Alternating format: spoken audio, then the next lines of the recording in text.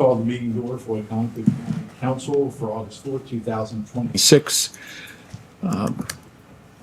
Entertain a motion to adjourn from open work session to go into a closed work session pursuant to general provisions, Article Section 3-103A1I and Section 3-305B1 to discuss an administrative function pertaining to the Wicomico Nursing Home and a personnel matter affecting one or more specific individuals employed at the Wicomico Nursing Home in order to protect the privacy of those individuals. Motion, second? So moved. Second. And all in favor? Aye. Aye. All right, we're now reconvening in a closed session.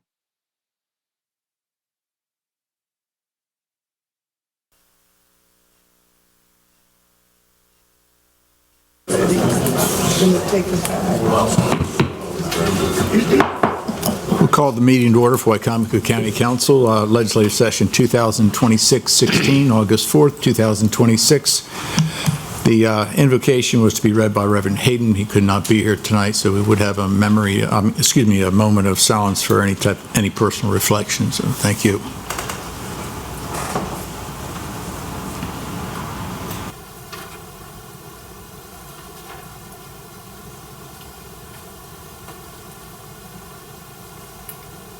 Thank you very much. So it's like stand and join us in the Lord and the Pledge of Allegiance, please do. Get it right on us. Pledge allegiance to the flag of the United States of America and to the republic for which it stands, one nation, under God, indivisible, with liberty and justice for all. Entertain a motion from council to approve the consent agenda. So moved. Second? Second. Any discussion? All those in favor say aye. Aye. Opposed? Motion is carried. Consent agenda is passed unanimously. James, are you on the Zoom? He's there? Yes. Oh, there you are. Okay, just want to make sure. Yep. Good to have you. Yep. At this time, we have a proclamation to recognize the month of August as Black Philanthropy Month, and that will be presented by, well, not by James Wynn, but by Josh Hastings. James, we still had you on the agenda.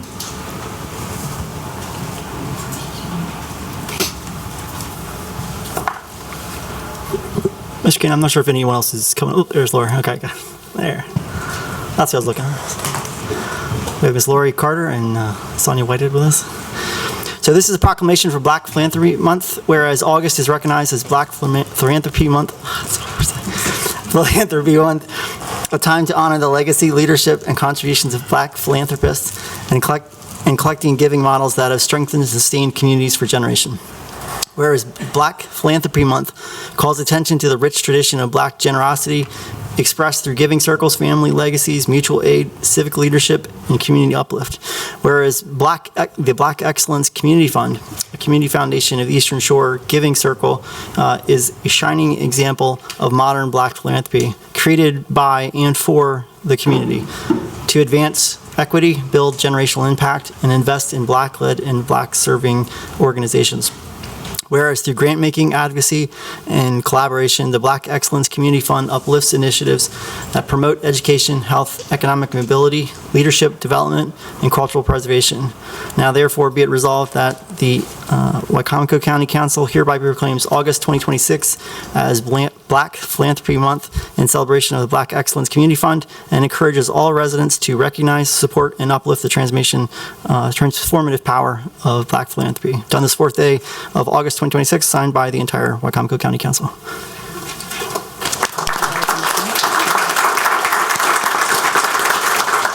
We want to thank you for this recognition.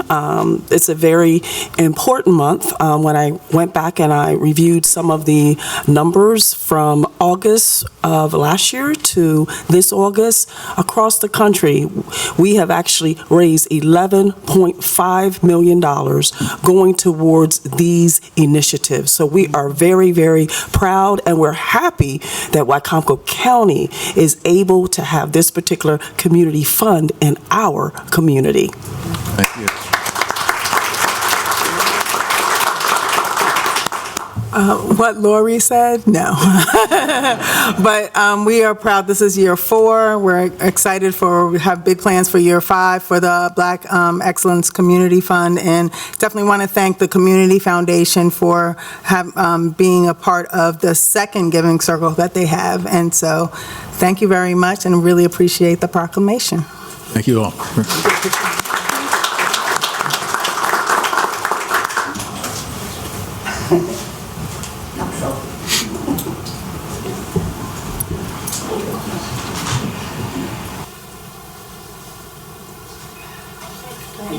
Thank you.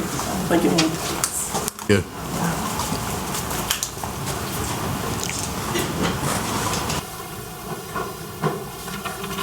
Good evening, Mr. Hurley. Good evening, Council President. Ladies and gentlemen, the first item on the agenda this evening is a public hearing on resolution number 125-2026. This is establishing a temporary moratorium on the acceptance, processing, review, approval, and issuance of permits, site plans, development approvals, and other authorizations for data centers pending the review and adoption of appropriate county regulations. This resolution would establish a temporary moratorium again on the acceptance and processing of applications for new data center developments in Wicomico County. The purpose of the temporary pause is to allow the county time to review the state's pending data center impact study and complete the update to the county's comprehensive plan before considering legislation to address the regulations of the data centers. The proposed moratorium would remain in effect for up to 1 year or until legislation is adopted by the County Council. Thank you, Ms. Hurley. At this time, we open the floor for a public hearing on Resolution 125-2026. If you have anything you'd like to say in reference to this specific resolution, come to the podium. Please state your name, your county of residence, and your concerns. We'd ask you to keep it within the 3 minutes and try not to repeat. If someone's made comments, try not to repeat that so that we can get everybody out of here at a respectful hour. Thank you very much. Jim Atkins, Wicomico County. First, I'd like to thank the council for bringing this up so it can be discussed tonight. A lot has happened in the past 2 months on the Eastern Shore with data centers. Just a few points that I'd like to highlight. Data centers employ an average of 30 to 50 full-time employees. That's not very many people for the amount of room they take up. An average-sized data center consumes enough electricity to power 100,000 homes. We have 104,000 residents in this county, so we have a whole lot less than 100,000 homes. Since 2018, the state of Maryland has reduced the power that's generated in the state of Maryland by 4,400 megawatts. Most of our electricity is transmitted from Pennsylvania into Maryland because we don't produce enough here. A medium-sized data center consumes 300,000 gallons of water per day, and a large facility can consume as much as 5 million gallons per day. There are too many unknowns to allow a data center to be brought in until we get answers. The amount of electricity, customers' bills are going to go up. Water usage, what type of water is going to be used? Will it be clean? Will it be soil water? Will it be a closed system? You have noise and light pollution that comes from data center. If a data center is located outside of a municipal location, would it affect the water table for private wells in the county? We all remember a few years ago during a drought, we had a lot of well problems. Let's pull 300,000 gallons a day out of the water table and see how many wells go dry in the county. I strongly support a moratorium to further research this before the county commits or allows any data centers. Thank you. Thank you, Mr. Atkins.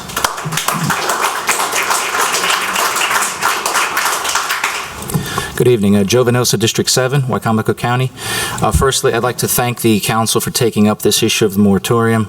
It's obviously been discussed quite a bit. I think it's the right decision, particularly given the unknowns.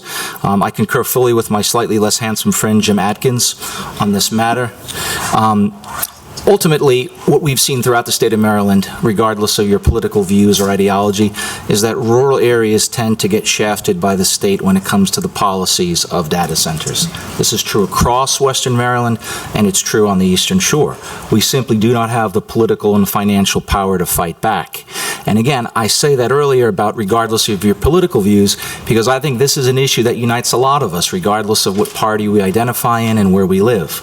We understand that the threats are economic and environmental.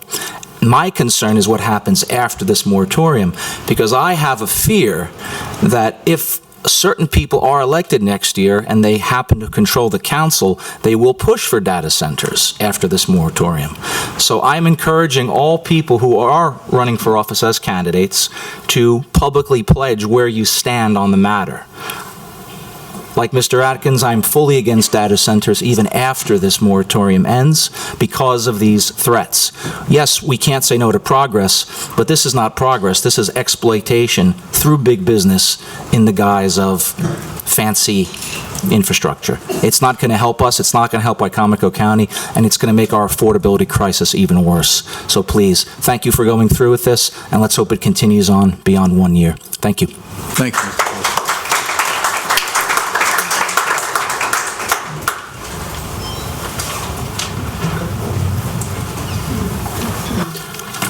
Hi, my name is Matt Blades, live in Wicomico County. Like them, I don't even want a 1-year moratorium. I want an outright ban on all large-scale data centers. We don't have the capacity to run this. Like this gentleman said, a large-scale data center can use upwards of 5 million gallons of water. The city of Salisbury itself pumps daily anywhere from 4 million to 8 million.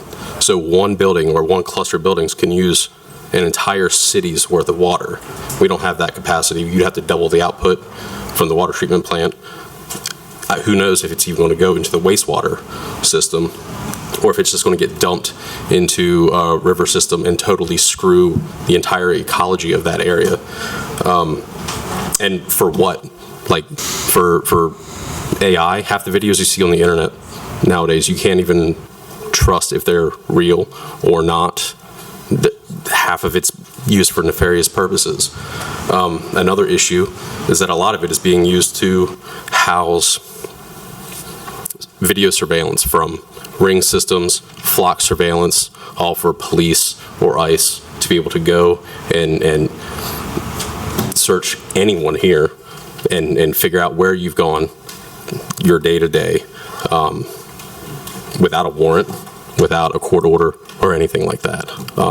I'm against all this outright. Thank you for your time. Thanks, Luis.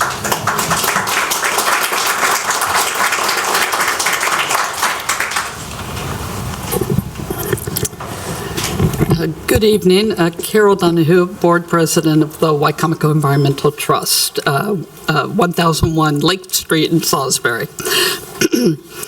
We're going to focus tonight on the procedure. You'll hear a lot from other groups about the issues, more detail, the issues that are being identified, and the case for further consideration. And we don't disagree with all of that, but we'd like to first agree that it's important to update the code. Our zoning code needs clear guidance on its application to data centers, and we applaud the county's foresight in proposing a moratorium at this point. It's important to provide time for policymakers and elected officials to receive and weigh input from a full spectrum of community members and constituencies, and also from experts in the relevant fields.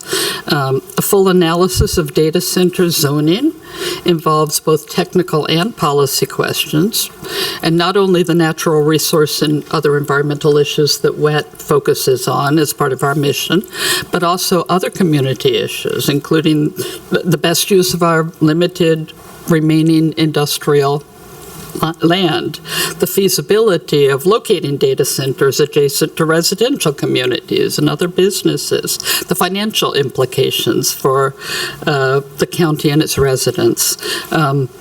We support a moratorium to allow time for thoughtful study of all of those issues. We think it will also have the benefit of avoiding the investment of planning department time in premature reviews of applications. And it should eliminate pressure that sometimes is put on local officials to sign non-disclosure agreements to discuss potential projects. And so we think it's a great process all around. My colleague John Grout will provide a couple of drafting suggestions. Thanks, Donahue.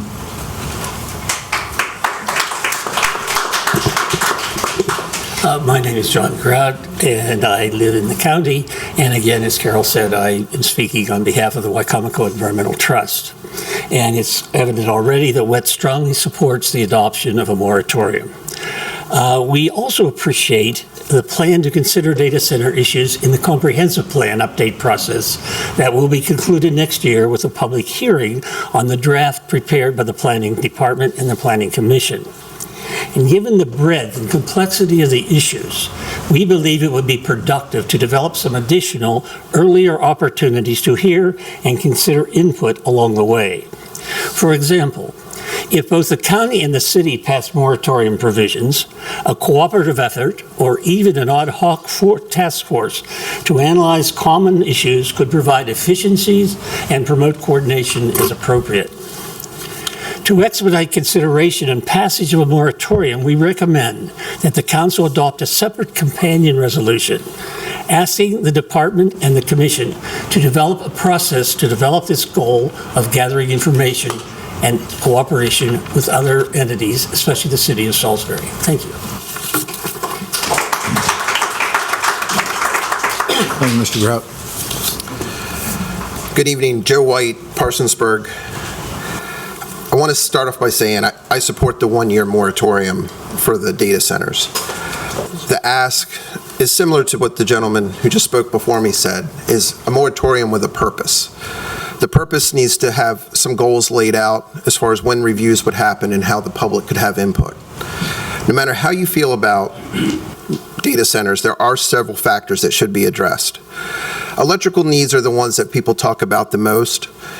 We have the opportunity to have work sessions with folks like from Delmarva Power or Exelon in here. In fact, the very last one we were supposed to have was canceled and not renewed, and that was about electric prices in general. Also, there's noise, which I think should fall into a work session with the health department. In many counties, like Anne Arundel County, the health department actually sets noise guidelines, and data centers are prone to having noise in residential areas. Also, probably one of the most troubling ones is the water infrastructure. And I took some time to reach out to Worcester County, to some of the folks out there who had concerns. And it's very interesting. Their moratorium has mostly to do with the lack of water infrastructure, EDUs, capacity. Global Links was going to put in a landing station in Worcester County over by the airport. And they stated that underground cables could actually be moved up to 10 or 12 miles at this current time, okay? Now, technology advances, so let's just say it's maybe 15 miles at some point. We have parts of Wicomico County, Willards in particular, that would fall within that range. And they also have EDU capacity. In fact, as far as I know, other than the city of Salisbury, they're the only municipality that has EDU capacity. So we need to make sure that the folks out in Willards are also aware, not that there's imminent dangers, no one's put in a permit for a data center, but we need to make sure the folks on the east side of the county have had a chance to be at this table, let alone the west side of the county. I just want to remind you that we have a couple things on our back burner now, and this would be one of them that we're putting on the burner. We still need to finish the emergency services SWOT analysis, fire service agreement, a plan for the Verizon building, and the employee handbook. So we need a plan, an action plan. with dates. Even if we miss the deadlines, we need to know, the public needs to know that if we're going to do a one-year moratorium, that we're going to have public hearings in the first 4 months. We're going to have work sessions in the next 4 months. Decisions will be made the 4 months after that. I also want to say one other thing. I think more than just the Tri-County Council, we need to work as an entire Eastern Shore.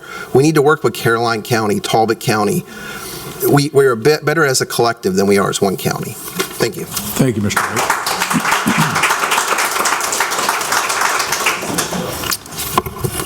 Good evening. I'd also like to thank you for imposing a one-year moratorium. My name is Jay Martin. I live in Bivalve, and I currently serve as president of the Friends of the Nanticoke. Some points that I wanted to make this evening have already been made. Electrical grid problems, possible problems, water problems, but also I think that there's some pollution problems that I think would need to be addressed. Sound pollution, the backup diesel generators, information I've read say they can be the equivalent of a jackhammer. You don't want that in your backyard. The diesel generators, backup turbines, the generators emit fine particulate matter and nitrogen oxides.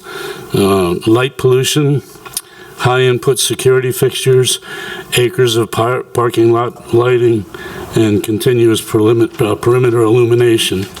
The water, wastewater contains biocides and anti-corrosive materials, and it also is at temperatures that could be harmful to aquatic life. As far as application and permitting, many tech companies use shell companies to negotiate behind closed doors. Often they use inflated calculations to give estimates of their energy use to ensure that the grid is capable of handling their needs. And I think it was said how job creation is usually not what it's said to be. Siting, we think that they should be restricted to industrial zoning, not permitted in any residential, in any proximity to residential areas or public buildings. The parcel size often dictates that the huge space demands. I'm envisioning dropping a 20-acre cement block somewhere. And emergency access would be an issue. Aesthetics, setbacks, buffers, landscaping, all those things need to be addressed. I have copies of this that, for each of you, would you mind passing them around? Thank you. Thank you, Mr. Martin.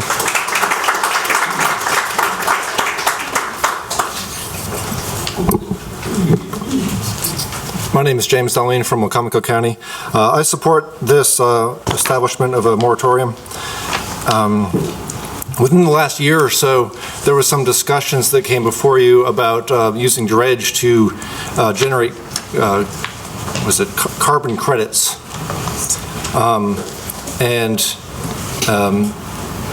Maybe there'd be some facilitation of these credits to, incentivize a data center to be built or something. I would just be careful about any sneaky stuff going on with that. Thank you. Thank you.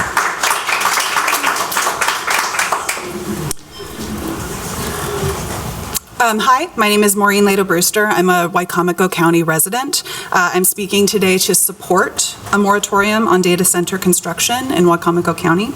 Data centers are a proven threat to the health of the people and environment surrounding them, as I'm sure you've heard a lot of tonight.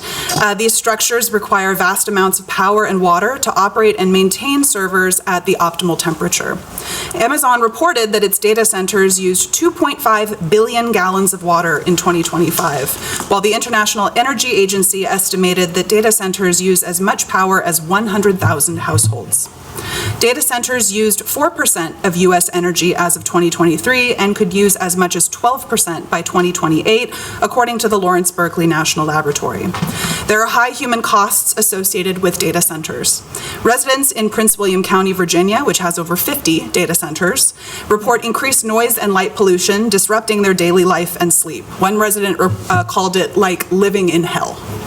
As data centers require more energy, the cost of building infrastructure has largely passed on to consumers, which has caused power bills to skyrocket. I know I felt this. I'm sure a lot of people have as well. Studies have also shown that data centers can raise home prices in nearby areas and outbid residential developers, leading to increased housing costs. The limited jobs provided by data centers do not outweigh these negative impacts. This energy and water use will also decimate the landscape and wildlife in the Eastern Shore. The noise, light, and heat generated by data centers puts local wildlife at risk. A recent study by researchers at the University of Tennessee found that data centers in coastal regions can change water flow and temperature, damaging fisheries and freshwater habitats. This is a major concern for our county. Wicomico County residents cannot afford higher costs for housing and power, nor can we lose the landscape and wildlife that make this region unique. I ask you to please place a moratorium on data centers in Wicomico County to preserve our way of life. Thank you.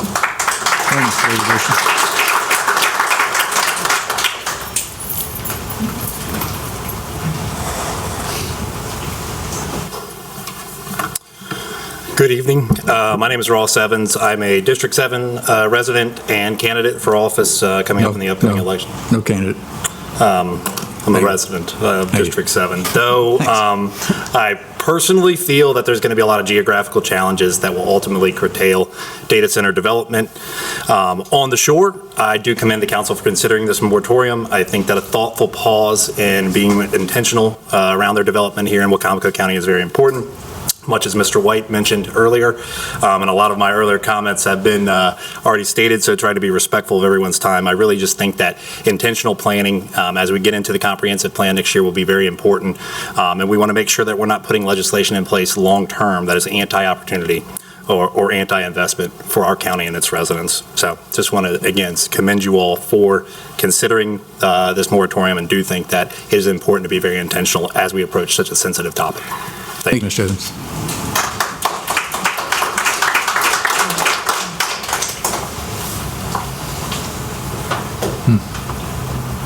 Any other public comments?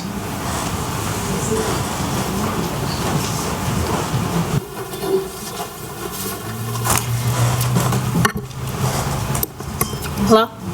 Hi, I'm Sarah Yamakawa. I'm a resident of Wicomico County for my entire life, and I support this moratorium in that any planning with such noted environmental and human impact should be carefully considered.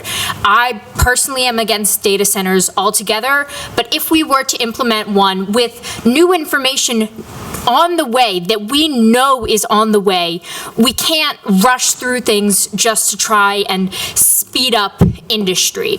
As we previously, some other people previously said, this isn't necessarily industrialization in the way we want to see it. This is industrialization that is not sustainable. It doesn't support the community. It doesn't support the ecotourism we've got around here.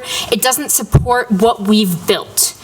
And in order to create a sustainable Wicomico County environmentally and in economics and politically, we need to carefully consider these decisions. And I think this moratorium is imperative for that. Thank you. Thank you, Ms. Powell.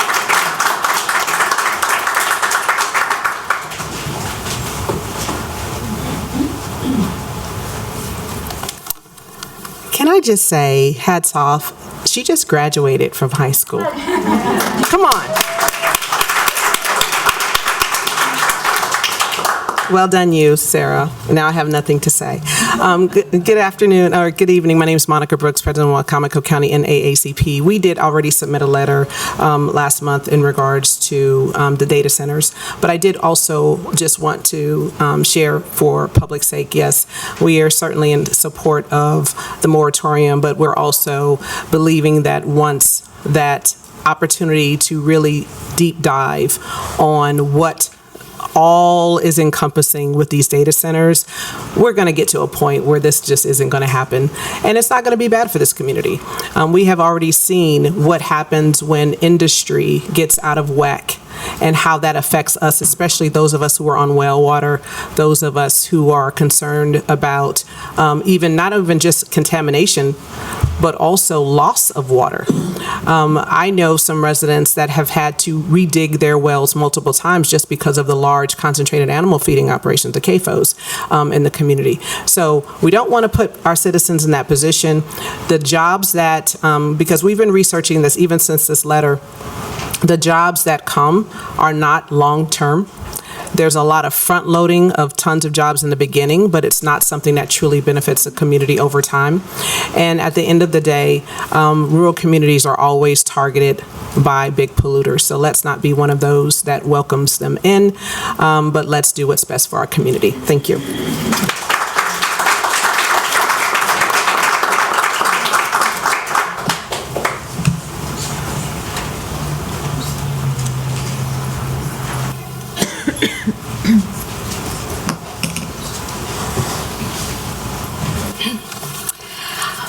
Good evening. Thank you for taking up this topic. I really do appreciate it. I am for the moratorium and the eventual ban. I won't get into the electrical concerns because that's already been discussed. Our water is our most valuable resource. The Eastern Shore depends heavily on groundwater for drinking water, agriculture, business, and future growth. Large data centers can require significant water resources for cooling and depending on their design and operation. To consider a project of that scale, we would need independent water availability studies, groundwater impact assessments, confirmation that the project will not threaten future water supplies. Our community has already experienced groundwater contamination concerns, including issues associated with the Purdue operations. Many of the residents are still concerned about the long-term impacts of past contamination and believe that protecting our water resources must remain a priority. We should learn from the past and avoid creating new risks to one of our most important resources. Wicomico County is losing productive farmland and open space. We are already seeing multifamily developments being built on land that was once agricultural and open space. Each project may appear reasonable individually, but together they represent a significant change in the character of our county. Productive farmland is a finite resource. Once a farmland is converted to industrial or residential use, it is rarely returned. I would request that the council carefully consider whether another large-scale industrial development is consistent with the long-term vision for preserving agriculture and open space and the rural identity of the Eastern Shore. People choose to live here on the Eastern Shore because it offers something different. We value farms, forests, waterways, wildlife, small communities, and open landscapes. A hyperscale data center introduces massive industrial buildings, extensive utility infrastructure, cooling systems, backup generators, security lighting, and more. This type of development changes the landscape and the community character permanently. Growth is important, but it must be the right kind of growth.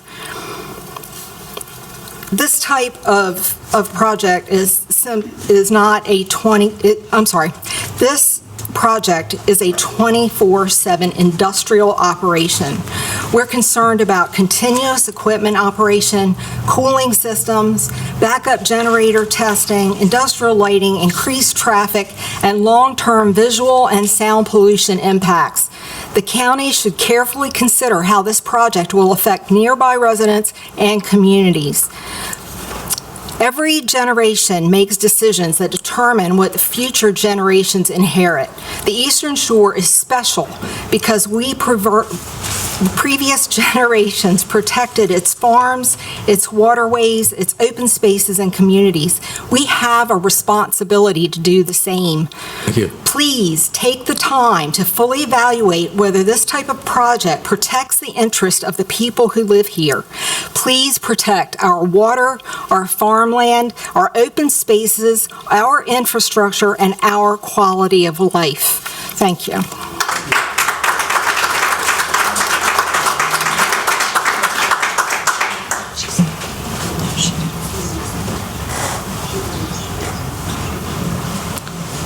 The public comments.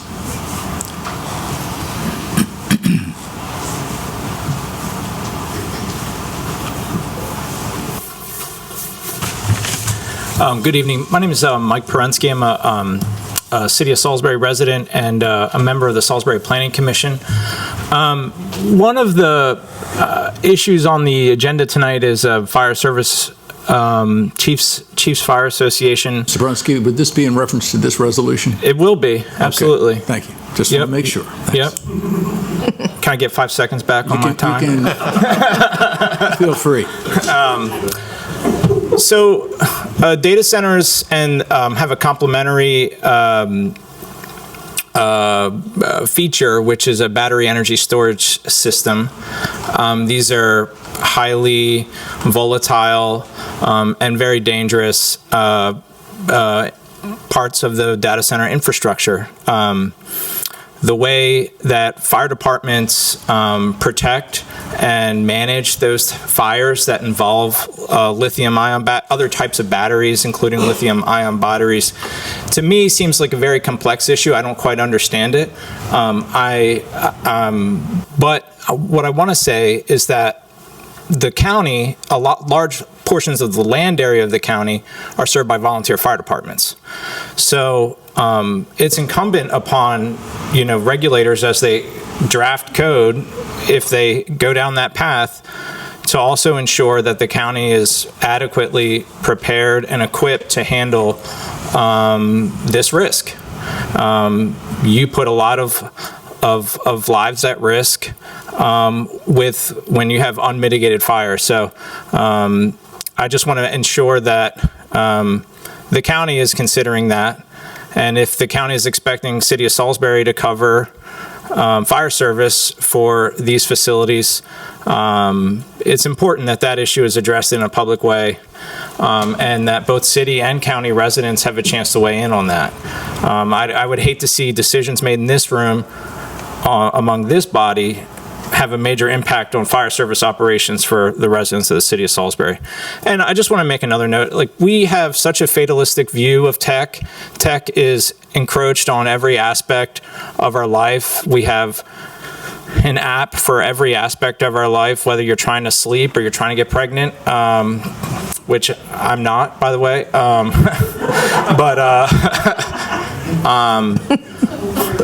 But I just want to say, growth for the sake of growth is the ideology of a cancer cell.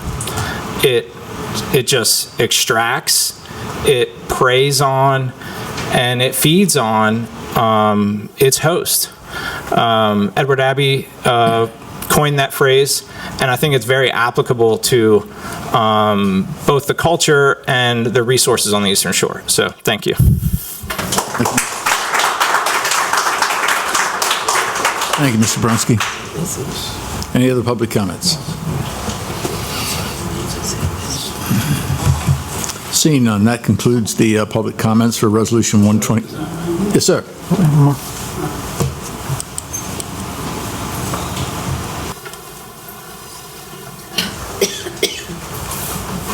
Good evening, Council, ladies and gentlemen. My name is Nigel Clark. I am a resident of Wicomico County, Salisbury. I'm probably going to be one of the only people speaking for the ban in a different way. I'm speaking for the ban in a way to develop parameters. I know I actually use AI to prepare for this speech. And if any one of our phones go down In fact, all our phones go down right now because of a failure by AI or, to run the systems. There'll be turmoil. Saying that to say, if this thing is done correctly by the county, putting rules and parameters, because the moratorium is good, it allows us to pause and see the two companies that was already given sort of license Q in the community, but they was done without certain rules, without even community involvement like this. So now that the community can get involved and see how this can be done properly, including Wicomico County, including the community, partnering probably with a data center thing for forward-looking transparency as far as utilizing, I'm hearing everybody complaining about utilizing power, utilizing water. Well, this is based on the location, because from my vantage point, I see that there are actually a few locations in Wicomico County outside of city limits that can occupy this. One of the main things in putting up a data center, it has to be done in a specific area, not amongst the community. If this can be done in an industrial area specifically, that where there's not as much residents in the area, coming through the area, there are places in Wicomico like that. There's county land that's like that, that can be utilized in partnership with a data center company. Probably be the first. Actually, Wicomico can even set a standard as far as how a small rural community can work in partnership with a data center. I know everybody, we all got information on what is going on, but there's specific things that, if put together, Legoed together correctly, with community involvement, with county involvement, in partnership with the data center, whichever one we choose, because Wicomico, we have Amazon here already. They run data centers, AWS, they run data centers. They're a good hyperscaler to get involved with. I'm sure they would be as transparent as possible, working with the community. They already provide jobs to the community. So yeah, we know that data centers don't provide a lot of jobs in the long run. It doesn't provide a lot of jobs. In the interim, for probably like the next 5 to 10 years, it will provide a lot of local jobs.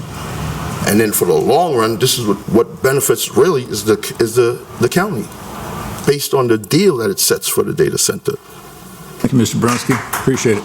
Nigel Clark, that's it, not Bernstein. I'm sorry, Mr. Clark. I'm sorry. Nigel Clark. Got it. So, this is try to set parameters, moving forward. Thank you. Thank you, Mr. Clark. Any other public comments? Seeing none, that concludes the public comments for Resolution 125, 2026. Entertain a motion from council to approve Resolution 125, 2026. So moved. Second. Discussion. I think we have Mrs. Yes, Joe. Well, there's several things. Ever efficient Mrs. Laura Hurley looked up some information for me. Back in 2007, we had a short-term drought, and we had over 180 wells go dry. The state stepped in and did do some assistance. So our water supply in Wicomico County is fragile. In 1991, ECI opened up, and if I recall correctly, I didn't get any data on this, but if I recall correctly and remember some of the news from back then, there was some water issues even in that area because ECI used such a large amount of water.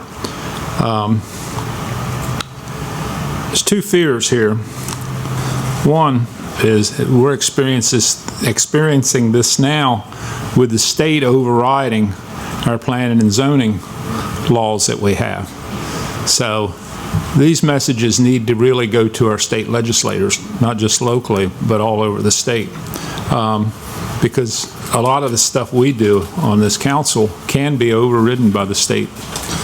And we know how the state likes to push things down on the eastern shore when they don't want it, from the western shore. The other fear is the promises that data centers make. Coming into an area, I've been reading some articles where they promise to build new schools, they promise to build new roads. They make a lot of promises that some government officials look at and they can't resist. So I think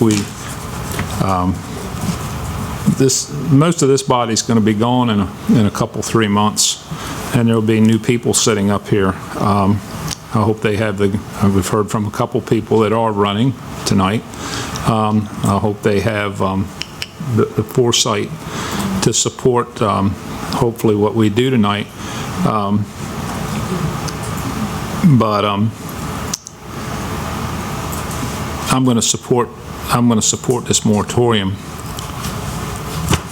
and I think I've said. Oh, Mr. Grout and Mrs. Donahue, I'm finally glad we found something we can agree on after all these years. So anyway, that's all I got tonight. Thank you. Thank you, Joe. Ms. Taylor, did you want to join us, just in case there are any questions from the council? This is our Planning and Zoning Director, Tracy Taylor.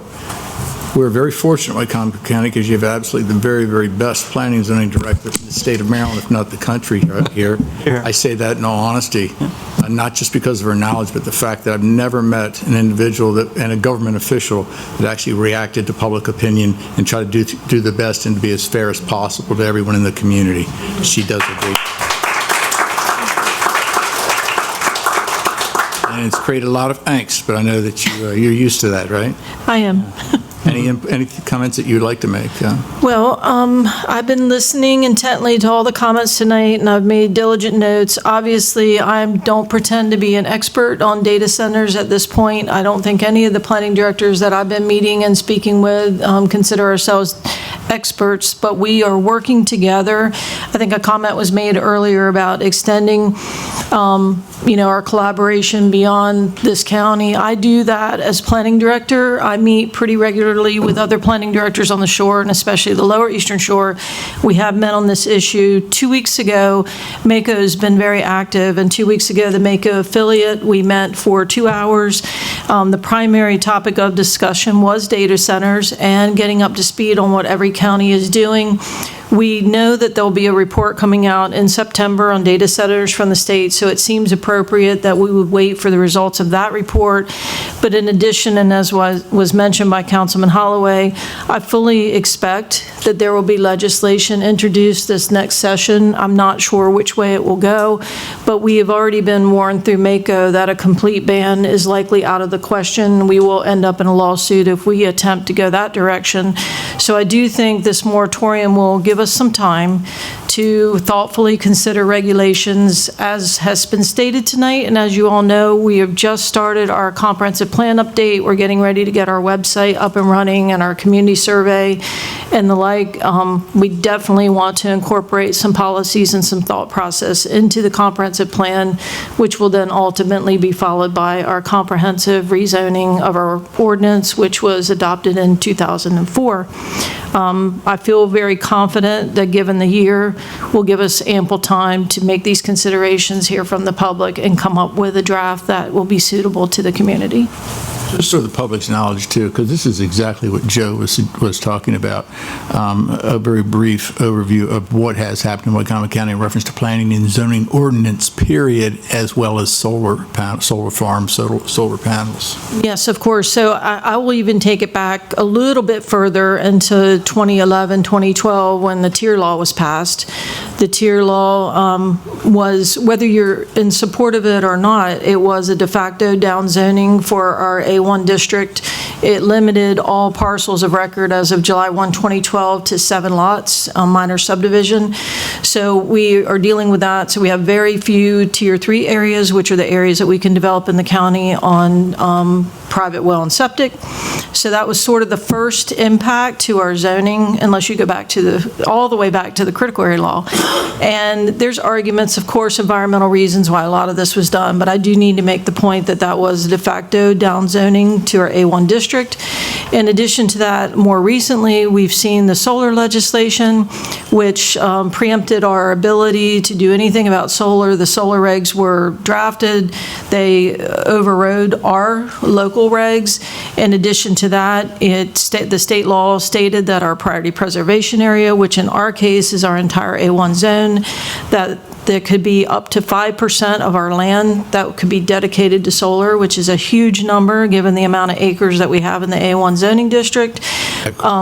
We tried to argue that and say that any lands that were already permanently preserved not count against us. We were not successful in that effort in this last session, and we've already been told by MACO that the word out is that solar will not be revisited this next session, so there would be no point to move forward on those bills. So we've had solar in addition to the tier mapping, and then we had legislation which dictated that anywhere in the county where we allow single-family dwelling units, that we also are required to allow manufactured and modular housing by right.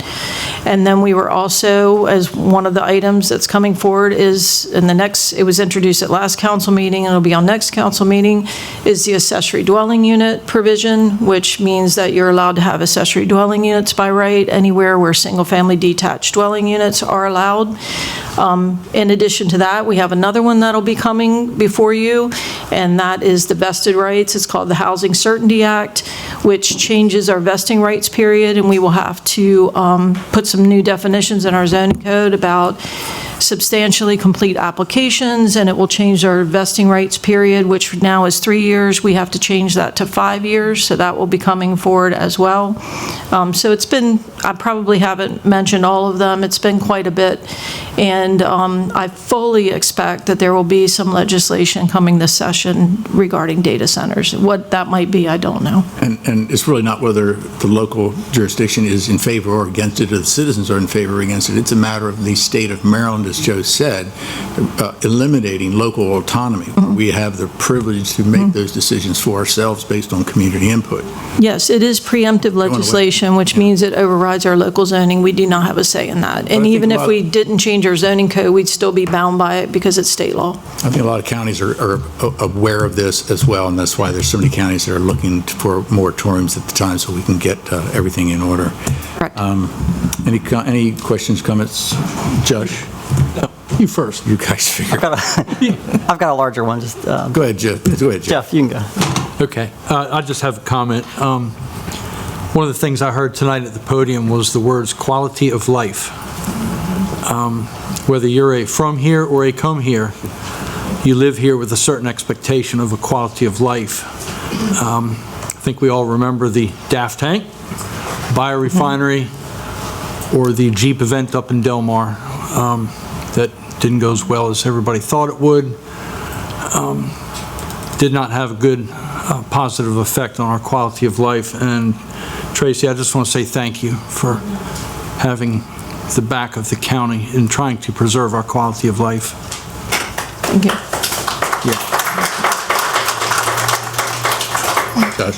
I'll say ditto on that. Thank you. Work there. Thanks for the folks who come out tonight to actually speak on this issue. I've been working on data center reform issues for the past 4 years. My background is in land conservation, natural resources, agricultural land protection. So this is something that we've known was going to be an issue and have seen this coming about. About 3 years ago, I was one of the very first people to actually join the Maryland Data Center Reform Coalition. So we're the ones who basically put together the Data Center Study Bill, which is actually cited in our legislation. That bill, by the way, became law, was vetoed, pardon me, that bill was passed by the General Assembly, was vetoed by the governor. The General Assembly disagreed with the governor and overrode that veto so that we can actually know what are the impacts of data centers. The big news, by the way, for folks who care about data centers or follow this, as of today, as of this afternoon, the big Amazon facility that was proposed at Calvert Cliffs has officially been pulled out by Amazon because of that. So that project's been canceled, or at least for now. now, I should say. But the comments that folks made today, I think, is really great because it shows the complexity of this issue. Undoubtedly, data centers can impact our water quality, our air quality, the land use in general. It depends on how they're cooled. If they're cooled with water, if they're cooled with air or others.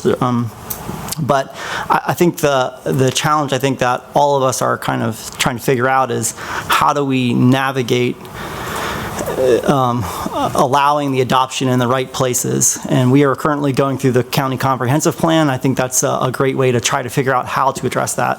But I think it should be made clear that the American economy and the everyday life is highly reliant on data centers. If you use a smartphone, you use data centers. If you use social media, you use data centers. If you go to a doctor, your information is stored on a data center. If you use cryptocurrency, you support data centers.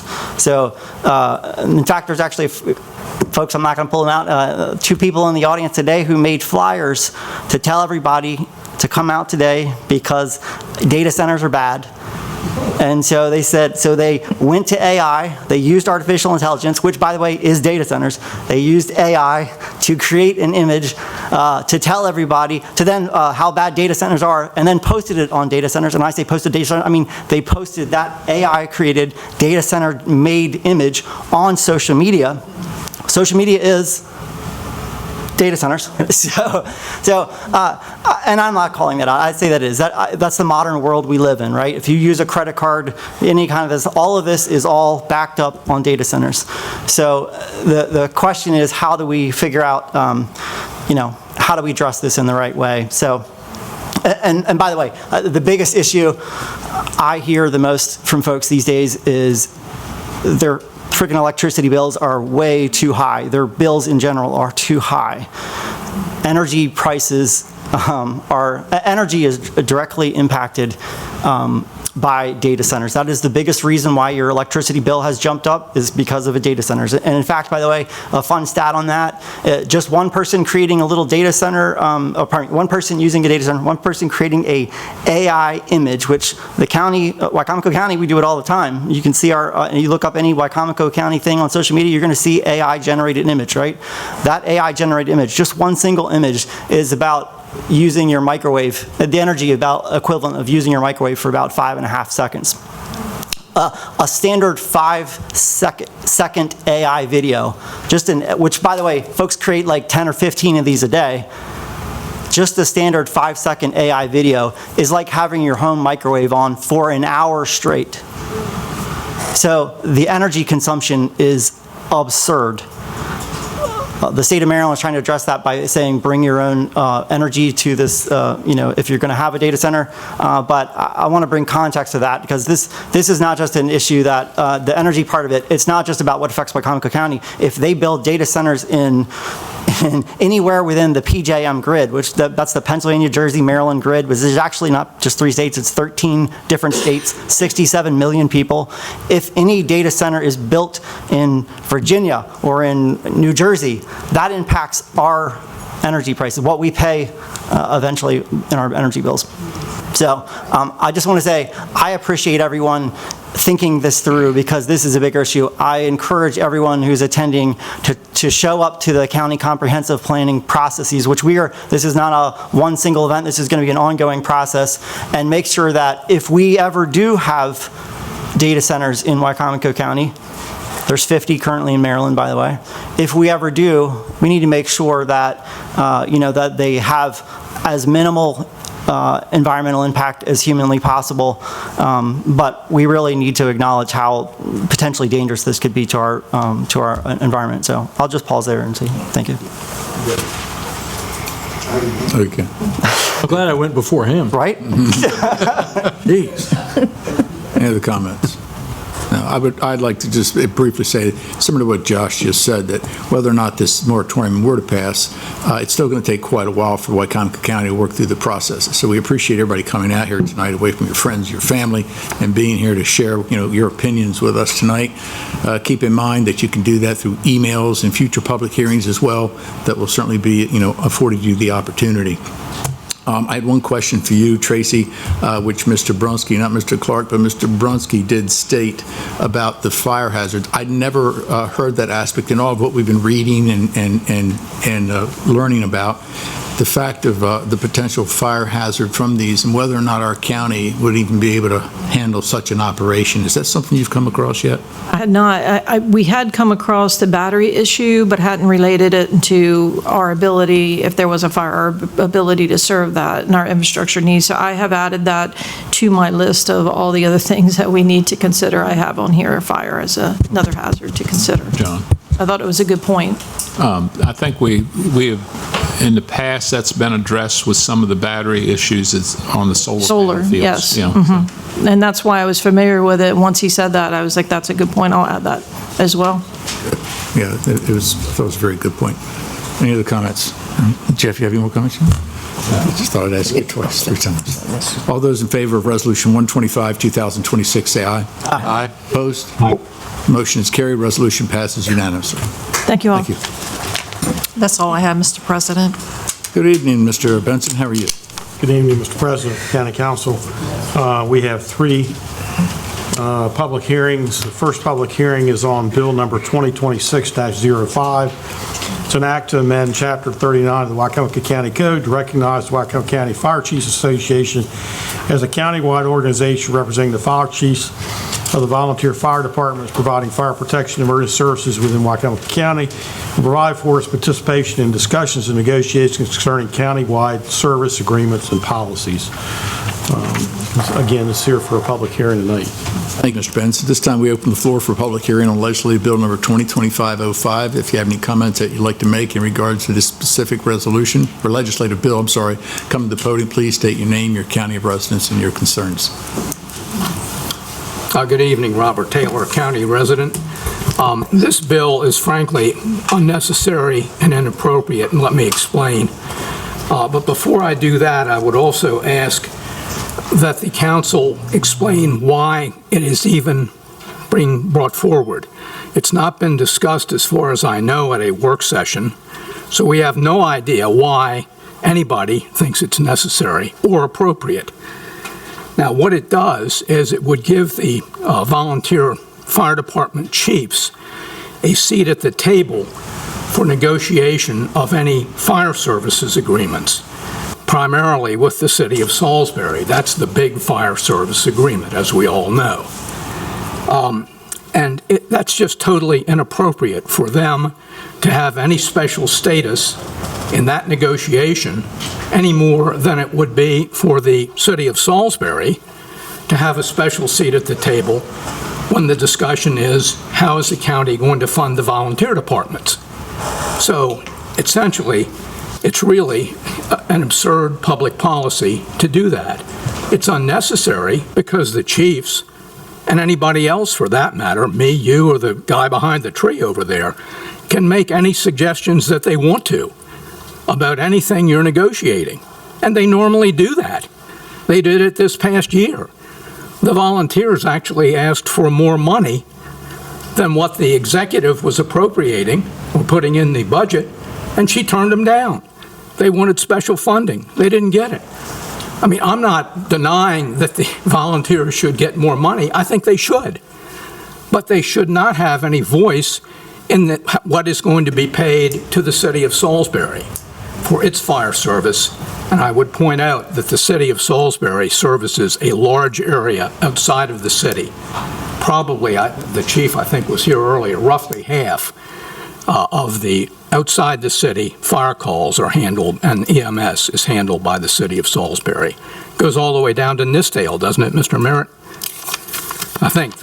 Yes, close to it. So, I mean, Yes. It goes well outside the city boundary. Thank you. Thank you, Mr. Taylor. Any other public comments?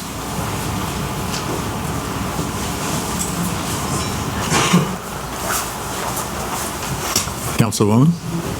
Good evening. Melissa Holland, resident of the county and also City Council Member District 2. I am here tonight because the City of Salisbury has a direct interest in any legislation that affects the future of fire service governance, funding discussions, and regional cooperation in Wicomico County. The Salisbury Fire Department serves not only our city residents, but also responds to emergencies that benefit the broader county. Our firefighters work alongside our volunteer fire companies every day with one shared mission: protecting lives and property. The city also has ongoing concerns that the current funding arrangement does not adequately reimburse the cost of providing fire and EMS services that benefit county residents. While I understand this bill does not directly determine funding, it could influence who participates in future fire service agreements and negotiations. For that reason, it is essential that the City of Salisbury has a meaningful voice in those discussions. This is not about choosing one fire service partner over another. It is about ensuring that every stakeholder has a seat at the table and that any future agreements are fair, transparent, and sustainable for the taxpayers all of us serve. I appreciate the dedication of our volunteer fire companies, our career firefighters, and our county leadership. I respectfully ask the council to ensure that any changes made today strengthen regional cooperation and recognize the city's role as a key partner in protecting the people of Wicomico County. I ask that you amend this bill to remove the provisions authorizing the Fire Chief Association to provide a recommendation for funding for the Salisbury Fire Department's budget. Accountability should absolutely remain with the elected officials. Thank you for your time and consideration. Thank you, Councilman. Riley Smith, AI generated from a California Chinese data center. I would like to discuss the City of Salisbury Fire Agreement. First of all, it's not a negotiation. Past junk mayors who scatter opportunistic aspirations and unknown agendas do not favor the city taxpayers, but demand giveaways for self-ennoblement and career advancement on marshy ground shoveled by their delusional followers. Mayor Taylor is the first mayor so far in my over 40-year experience living with the city administrations who actually represent the taxpayer and not him or herself. He is fiscally responsible and not prone to flagrant giveaways and personal agendas. And by the way, he did not send me. The City of Salisbury residents, at least the smart ones, have had it with these endless and always petty negotiations that county council present every year. Your behavior is consistently draining with trifling demands and are designed to make it look like you're trying to save tax dollars and giving everyone, including volunteer firefighters, leverage in a battle they have no say. Good thing for apathetic voters, because the city voters would throw you out of office. I'm confused. Do you know or care that you are not being clever with tax money by playing a game that includes property and lives when disaster happens? Are you aware that 82% of the city, fire, police, and general bureaucracy live in the county and not the city and do not pay any city taxes?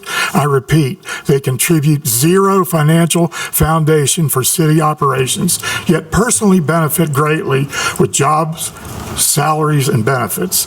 And are you aware that the burden you are placing on the city residents is not replaced by city taxes on just their salaries alone, which are over $24 million? As I see it, you have four choices. Number one, no fire and EMT calls should leave the city limits ever again. Number two, empower your volunteer fire department with those responsibilities, including purchasing your own fire trucks and building your own fire stations. Number three, absorb the City of Salisbury Fire Department into a county department whose territory includes the city, since it is in the county. And finally, stop the childish bickering and gamesmanship. protect people and property, and pay the costs that you owe based on the number of out-of-city calls calculated on the entire budget and actual cost of those calls. The mayor should send you a bill. If you choose not to pay, send it to a collection agency with service charges and interest and all of your phone numbers. Problem solved, and I'm now retiring to my tool shed and speak to those tools because at least they do their jobs.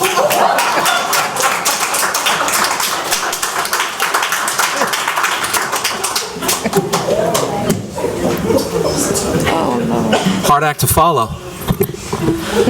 I never thought I'd say this. I agree with some of what he said. And if you've been to city council meetings, you know how shocking that is to hear. Joe Venosa, District 3 of the city, District 7 of the county. I mention that because, contrary to some of the rhetoric, this is something that is not only for the county's concern or the city's, it's both. Many of us live, of course, in the city, which means we also live in the county. I think there's a lot of merit to the, no pun intended, to the argument that there are some concerns regarding the new role of the fire chiefs. I simply have two questions, two simple questions, and I'm just curious if we'll hear an answer tonight. One is, what is the general perspective or attitude of the Fire Chiefs Association? Have they issued a statement? What is their perspective on this new role that is proposed in the legislation? I haven't heard of that. I'm just curious.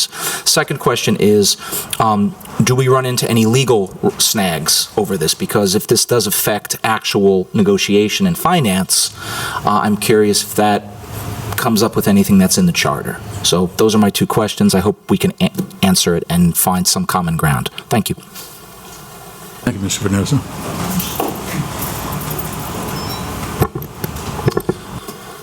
(1026) Arthur Court, Michael Langford. May I ask a quick question? Have there been any amendments since the first reading of this? As a point of order, no. Okay. Yeah, then I just want to reiterate the letter that I sent you all earlier, as well as echoing Councilmember Holland, as well as Mr. Robert Taylor's comments, that I just find it wholly inappropriate that the county would take action where they would have financial consequences for a jurisdiction that they're not paying taxes into, when there's a city-county fire agreement where there is a discrepancy between the services rendered to the county by the city.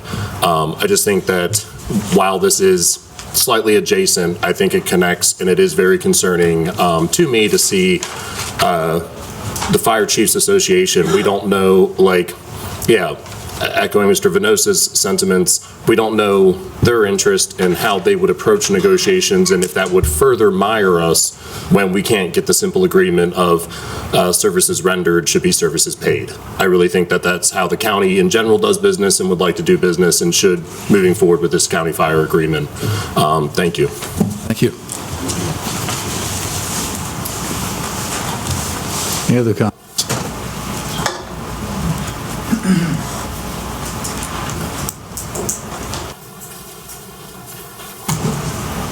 Mike Peronsky, a resident, City of Salisbury, Wicomico County. I just wanted to echo some of the concerns that have been raised earlier. Section D of the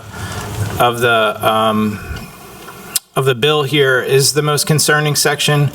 I think it would be great for the Fire Chiefs Association, to make recommendations on training and professional development, but to make recommendations on the City of Salisbury's budget kind of seems out of left field. And the reason is simple, is that the City of Salisbury has well-documented history of calls for service and a very detailed and fact-based analysis of what those calls for service cost.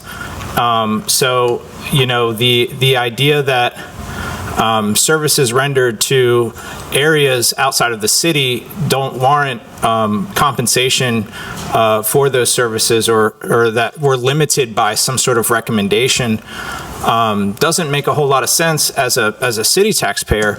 We actually pay twice for the fire service. We pay city taxes and we pay county taxes. So we pay for fire service twice, and what we shouldn't be doing is paying for services that we don't receive, or paying extra for services that another county resident isn't fully contributing to. Just as an example, I have neighbors on Hillside Drive, the neighborhood right near Y-High. Hillside Drive is county. Glen Avenue, Parkway, Monument, Long Avenue, that's all city. We literally receive essentially the same services from the Salisbury Fire Department, yet I'm paying $3,200 a year in taxes. Those folks are paying $1,500, $1,600 a year. So we're paying twice. We pay twice for trash. We pay the county to maintain the landfill. We pay the city to then pay the county to maintain the landfill and the tipping fees. So we're getting hit on both sides. The other thing, it's like the Salisbury Wicomico Metropolitan Planning Organization telling you guys what to spend on infrastructure. I mean, why do they get to tell you how to operate Wicomico County? I mean, they can partner with you on studies, they can make recommendations to you, but they don't dictate, what you spend and what you don't spend. So appreciate your consideration. Thank you. Thank you. Any other public comments? That concludes public comments. Entertain a motion from council to approve Legislation Bill 2026-05. So moved. Second. Second. Any discussion? I'd like to say one thing. Yes, Jane. I worked in Somerset County for 10 years at the newspaper, and they had a lot of volunteer fire departments down there. And I look at this as, I support the idea of the fire chiefs, the volunteer fire chiefs, being a part of the discussion, but with no vote. Because I think the city fire department needs to know the expense that the volunteer fire department has. They have probably liability insurance. They probably have to maintain their equipment. They probably have to gas, the fuel for the ambulances. I look at all that net into what we give them. I used to think per call, but if we pay something per call, how would they be able to maintain their equipment? And fire equipment is very expensive. It's very expensive to maintain. So if a tire blows out on an ambulance, how much does that tire cost? How much does an oil change cost in a fire truck? So I look at all that as being part of my justification in supporting what they currently receive. I'm hoping soon that we have a fire service agreement with the city, but I don't have a problem with the volunteers sitting in on negotiation just to explain, or even if they have to send a letter to explain the justification of their costs in running the volunteer fire department. That's what I'm trying to say. And I'm quite sure they do mutual aid outside of their area, outside of Willards, outside of the west side. But I think we need to give them credit for what they do, because I went all the way down Wyville the other day, out Texas Road. Now, I'm quite sure Salisbury may do mutual aid, but if it wasn't for that fire department being there, what would happen to the people? If it wasn't for that fire department near Nanaco, what would happen to those people? Because Salisbury's not going to come all the way down there. By the time they get there, the house is gone or the people's dead, So I'm looking at the justification of what the volunteer fire department serves. They serve our community. They serve our people. And because Salisbury City, and I just learned something tonight, that the people who want the money, majority of them don't even live in the city. They don't pay city taxes. But they want, more money. but they don't live in the city. And the only reason why you don't live in the city is because you're not annexed to the city. And if you want to join the city, just apply for annexation to the city, and you get the city water and all the other goodies. And double tax, which I don't agree with, but you know. But I'm just saying that the value of the volunteer fire department is a treasure. And if they want to sit in on negotiations, I don't think they should have a vote, but they should have explain what they go through. I think we have Mr. Curtis Kennedy, President of Fire Chiefs Association, and Mr. Billy White, Vice President of the Chiefs Association, but I don't see them in the room.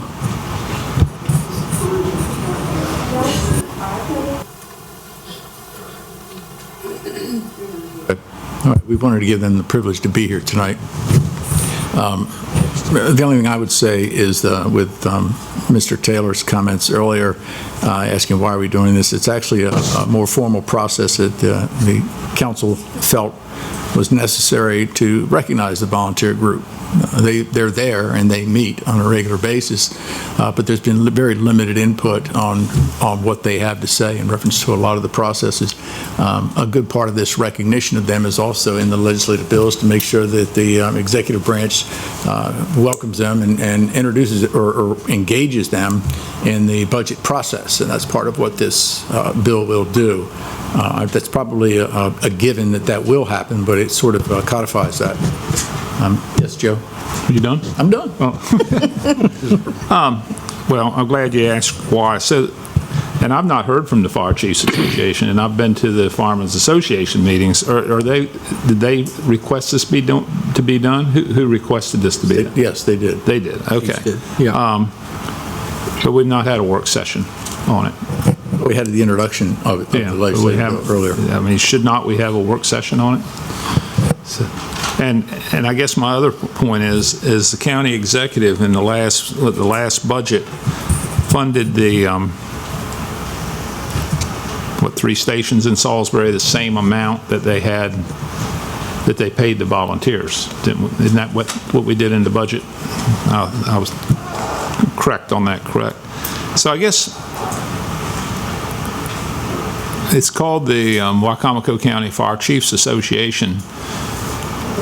Why hasn't the city of Salisbury been included in that? The fire chief of Salisbury been included in this bill? Why hasn't the fire chief in Salisbury been included in this to be able to sit at the table also? Fire chiefs attend. We've had discussions informally with Chief Frampton, and Chief Frampton certainly has the opportunity to speak at the podium, without doubt. This is somewhat of an innocuous bill as far as the fact that all we're really trying to do is recognize the Fire Chiefs Association, the Volunteer Fire Chiefs Association, and that really is the purpose of this. And part of the discussions that we've had with the chiefs and together with Chief Frampton, either the personal discussions or emails, we have probably a couple of amendments that we want to consider tonight on this legislative bill to address those issues and also to address some of the issues that were mentioned tonight, Joe. These amendments don't include the fire chief of Salisbury to be at the table, though, do they? Excuse me? These amendments we have here don't include putting the fire chief from Salisbury include him in this to sit at the table. He hasn't made that request, Joe. He hasn't made it. Would the fire chief of Salisbury like to make that request, or? I don't believe I'm prepared to speak on that tonight. Pardon me? I said I don't believe that I'm prepared to speak on that tonight. Okay. That's why I think we need to have a work session on it. Okay. Really. I mean, we've got, we've got the fire service agreement out there we've not done. We got the SWAT. I'm fully in favor of what this bill of including the Fire Chiefs Association, the volunteer fire chiefs, but it does seem a little short-sighted to not include Salisbury. Let's try to work through this, and then we'll get back to that, okay? let's see where we are headed with this tonight, because we have had discussions. We're headed to vote for it, is where we're headed, right? Well, we got a couple of amendments. We have a couple of amendments that we want to consider tonight as a council, right, based on input that we've had over the last, since the legislative bill was introduced originally. Right. Yeah, it's the legislative process. We're just trying to work through that first. So should I offer an amendment to include the Salisbury Police, Salisbury Fire Chief? In what? In what? In this bill. I wouldn't recommend it. I mean, I don't know what your premise is. Well, what I'm saying, John, is, they're, like they've said, they serve a large part of the county. We're putting the Fire Chiefs Association at the table with the county executive. Right. Why aren't we putting the Salisbury Fire Chief at the table? It's already a fully recognized body, and we don't have any oversight on the Salisbury Fire. We don't have any oversight on the rest of them either. We have the oversight on the fire departments, on the volunteer fire departments, and we have the budget process to go through. I understand. Jeff? Make the amendments. I move to amend legislative bill number 2026-05 as follows. In letter D, the fifth line down, add, quote, county executive and/or, end quote. So the sentence reads, the county executive and/or director of administration shall meet with representatives designated by the association at least 2 times each fiscal year, and at least one such meeting shall occur prior to the executive submission of the county expense budget to allow the association to present its suggestions and recommendations. Mr. Motion, is there a second? Second. Any discussion? This is sort of a guarantee that they have a seat at the table. Okay. Any discussion on this amendment? All those in favor say aye. Aye. Opposed? Joe? I'm sorry, I didn't hear you. Yeah, I don't have an amendment prepared. No, I'm saying, are you in favor of the amendment? Yeah. I didn't hear you. Okay. Yeah, I'm sorry. John, I'm going to abstain. Okay, so we have James? Yes, aye. Okay, so we have 6 yes and 1 abstention. The amendment passes by vote of 6 to 1. I move to amend legislative bill number 2026-05 as follows. In letter D, in the 9th line down, strike, quote, the Salisbury Fire/Ambulance, Volunteer Ambulance and Volunteer, and insert countywide ambulance and fire budgets. So the sentence reads, the Salisbury Fire, suggestions and recommendations on countywide ambulance and fire budgets for the upcoming budget year. Okay, so this That's how the sentence would read. Okay, that's a motion. Is there a second? Second. Okay, so for clarification, this is an amendment that removes the oversight of the Volunteer Fire Companies Chiefs Association from the Salisbury Fire and Ambulance agreement, which is, I believe, what you were concerned about, and which has been expressed here in the room, and which I know that Chief Frampton is concerned about. There's a motion and a second on this second amendment. Any other discussion? Yes.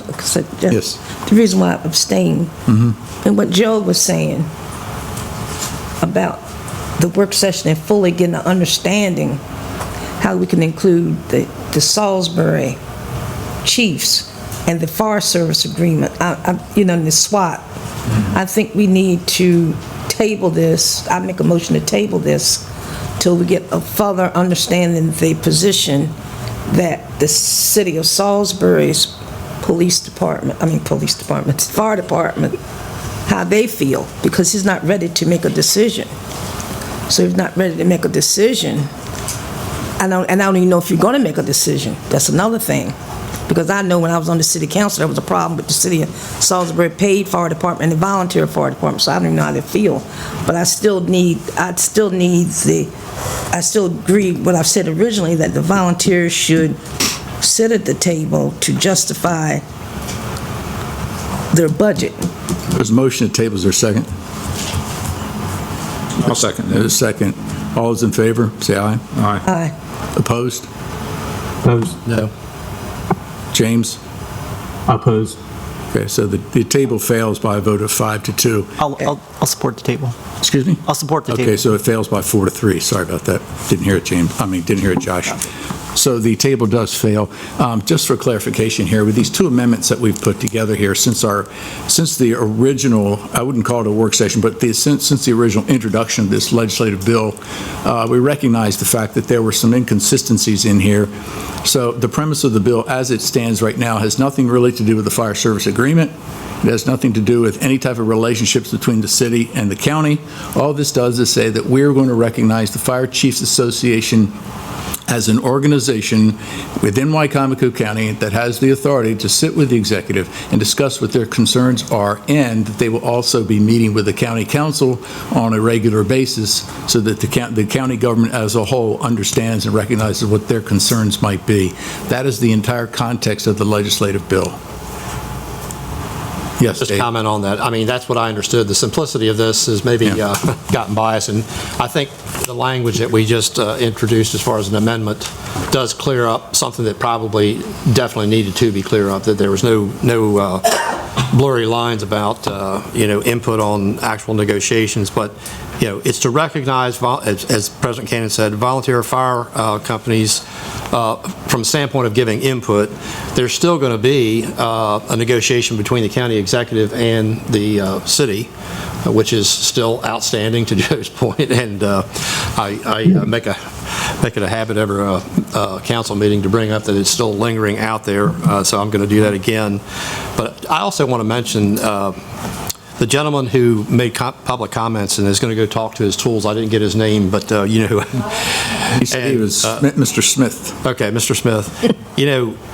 We've got a hybrid. This is just recognizing the elephant in the room. We've got a hybrid. We've got paid and we got volunteers. We've got city and we got county. And one of the comments he made, and I probably won't capture this correctly, but to have at some time in the future, if we ever had a single Wicomico County authority, and then put together 5 districts. I know I'm talking way out of my league on this, but we're dealing with a situation that's become complicated because of that hybrid situation. And just to acknowledge that is all. But giving the volunteers a way to be recognized and give input, I support, simply. Yes, Josh. Yeah, I just kind of add on to that. I guess I think it's well said on that. Thank you. Mr. Ennis. Yeah, but I guess what I'm trying to think is, first of all, there is a bigger issue of, we don't have a tax differential here in Salisbury, so I, as a city resident, literally pay twice for everything, and that is wrong. That should be fixed. The double taxation issue is wrong and should be fixed. I think making sure that the fire chiefs have a seat at the table and have a better conversation with the executive branch when it comes to budget is very important. And the council. And the council, yes, yeah. So I think with the amendments that we put in here, as long as we are pulling the city components out of that, I think that makes it a whole lot better. But to get to Councilman Ennis's point, I think eventually what we're going to be doing is moving to a better system. So I don't want us to put together a whole new system or codify something that is eventually going to be changed anyhow, because we need to get to a system that actually works, recognizing those who are paid and the volunteers. So I don't particularly have strong feelings on this bill, and I don't know that it really gets us as far as where we want to go. But at least pulling out the Salisbury components make it a little bit clearer, and I appreciate that. Comments? Hey, John. We'll do a roll call. All those in favor of legislative? Yes, Bob. Hey, John. I apologize. Did you all vote on the second amendment? Pull your microphone. Did you all vote on the second amendment? Because I didn't think you did. Yeah, we may not have, sorry, maybe not. So I think you need to vote. Councilwoman Shields made the motion to table while you were Which discussing. interrupted, you're right, thank you. So I think you need to vote on the second Thank you amendment. for the clarification. All those in favor of the second amendment as stated by Mr. Ennis? Mr. Merritt? All those in favor of the second amendment, say aye. Aye. Opposed? The second amendment passes unanimously. Thank you, Mr. Benson, that was important. Any other discussion? James was trying to speak. James? Yeah, no, I just wanted to clarify that this was mainly to recognize the Fire Chiefs Association, to make sure that they had a seat at the table when it comes to negotiating what they need on a yearly basis. They already do this right now currently. This just like this Councilman Cannon says that this will codify that so that it'll kind of future-proof this so that future councils and future executives will be forced to have to recognize our Chiefs Association on the needs that they need. And this was not meant to have any oversight over the city of Salisbury, and I'm glad we did that amendment to take care of that, because I attend the Chiefs meetings, and I do know that they didn't want anything to do with Salisbury. They don't want anything to do with the budget. They don't want to be put in the middle of it. They're very happy to not be involved with the budget process with Salisbury, and I'm fine with that. And I have been there, and I've presented them with this legislation with the amendments, and I've gotten their blessing. I don't know if you have seen a letter of support from them, but they support this. Seen a letter of support. Thank you, James. Thank you. Any other comments? All those in favor, do a roll call. All those in favor of legislative bill 2026-05 as amended, say aye. We'll start with Councilman Holloway. Aye. Councilman Hastings. Aye. Councilman Wynn. Aye. Councilwoman Shields. Aye. Councilman Ennis. Aye. Councilman Merritt. Aye. Chair votes aye. Legislative bill 2026-05 as amended passes unanimously. Mr. Benson, do we have anything else? I'm sorry? Do we have anything else? I'm going back to my... Yes. Okay. We have a number of things. The second item, Mr. President, is a public hearing on Bill number 2026-06, which is an act to amend Chapter 22 of the Wicomico County Code titled County Property, Section 22-1, to provide the procedure for the disposition of surplus county property other than public auction. If this act is adopted, it permits the county executive to propose a private disposition of county property, but any decision to sell it other than a public sale would have to be presented to the county council. The county council would have to approve it, and it would have to be done within a period of 2 years. Thank you, Mr. Benson. This time we open the floor for public hearing on legislative bill number 2026-06. If you have any comments that you'd like to make in reference to this specific legislation, come to the podium, please. State your name, your county of residence, and your concerns. Okay, that concludes the public comments on legislative bill 2026-06. Entertain a motion from council to approve legislative bill 2026-06. Second. Second. Motion second. Any discussion? Yeah, I want to say that this is not a controversial bill, but this is a very, very important bill because it offers transparency about what happens to the property in Wicomico County. In the past, I've witnessed some things that's not been so transparent when it came to getting rid of property. So I think this is a very important bill that will protect the citizens of Wicomico County. Any other comments? We'll also do a roll call again. All those in favor of legislative bill 2026-06, say aye. Aye. We'll start with Councilman Shields. Aye. Ennis. Aye. Merritt. Aye. Councilman Wynn. Councilman Wynn. Councilman Holloway. Aye. And chair votes aye. Legislative bill 20. Thank you, James. Thank you, James. Sorry about that. I was muted. Your AI is kind of backing up. I need a data center or something. Legislative bill 2026-06 passes unanimously. Mr. Benson.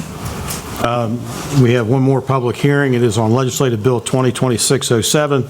It's an act to authorize and empower Wicomico County, Maryland to borrow on the faith and credit of Wicomico County, Maryland, an aggregate principal amount not exceeding $11,050,000, and to evidence such borrowing by the issue and sale from time to time of one or more series of general obligation bonds of the county, proceeds thereof to be used by Wicomico County to finance, refinance, or reimburse the cost of certain projects as further described herein for the following departments: Public Works, Roads, Recreation, and Parks, and Airport, as well as bond contingency, authorizing the issuance and sale from time to time of one or more series of general obligations, refunding bonds in order to currently refund or advance refund any of the bonds issued pursuant to the authority of this act, provided that the aggregate principal amount of each such series of refunding bonds does not exceed 130% of the aggregate principal amount of bonds refunded therefrom, exempting all such bonds and refunding bonds from the provisions of Section 19205 and 19206 of the Local Government Article of the Annotated Code of Maryland, authorizing the issuance and sale from time to time of one or more series of general obligation bonds, bond anticipation notes in an aggregate amount not to exceed $11,050,000 prior to and in anticipation of sale of any of the bonds authorized hereby in order to finance, refinance, or reimburse costs of such projects on an interim basis, capitalizing interest and financing costs, authorizing the County Council to pass resolutions prior to reissuing all or part of the bonds, refunding bonds, or bond anticipation notes in order to fix, prescribe, determine, provide for the details of such obligations and the issuance and sale thereof, providing that all such bonds, refunding bonds, and bond anticipation notes shall be general obligations of the county to which the faith and credit of the county are pledged, and authorizing annual appropriations to pay the principal of and interest on said obligations, and a levying of taxes to meet said appropriations, subject to any lawful limitations on the county's taxing power set forth in the charter, as that taxing power may relate to such obligations, providing for the disbursement of the proceeds of the bonds, refunding bonds, or bond anticipation notes authorized thereby, providing certain rules of construction, and that the provisions of this act shall be liberally construed, providing that the provisions of this act shall be separable and generally relating to the issuance and sale of such bonds, refunding bonds, or bond anticipation notes hereby authorized. Was that the AI version, Bob? Very good. Thank you. At this time, we open the floor for public hearing on legislative bill number 2026-07, the bond bill. If you have any comments that you'd like to make in reference to this specific legislation, come to the podium, please. State your name, your county of residence, and your concerns. That concludes the public hearing on legislative bill number 2026-07. Entertain a motion from council to approve legislative bill 2026-07. So moved. Second. Second. Any discussion? Ms. Olin?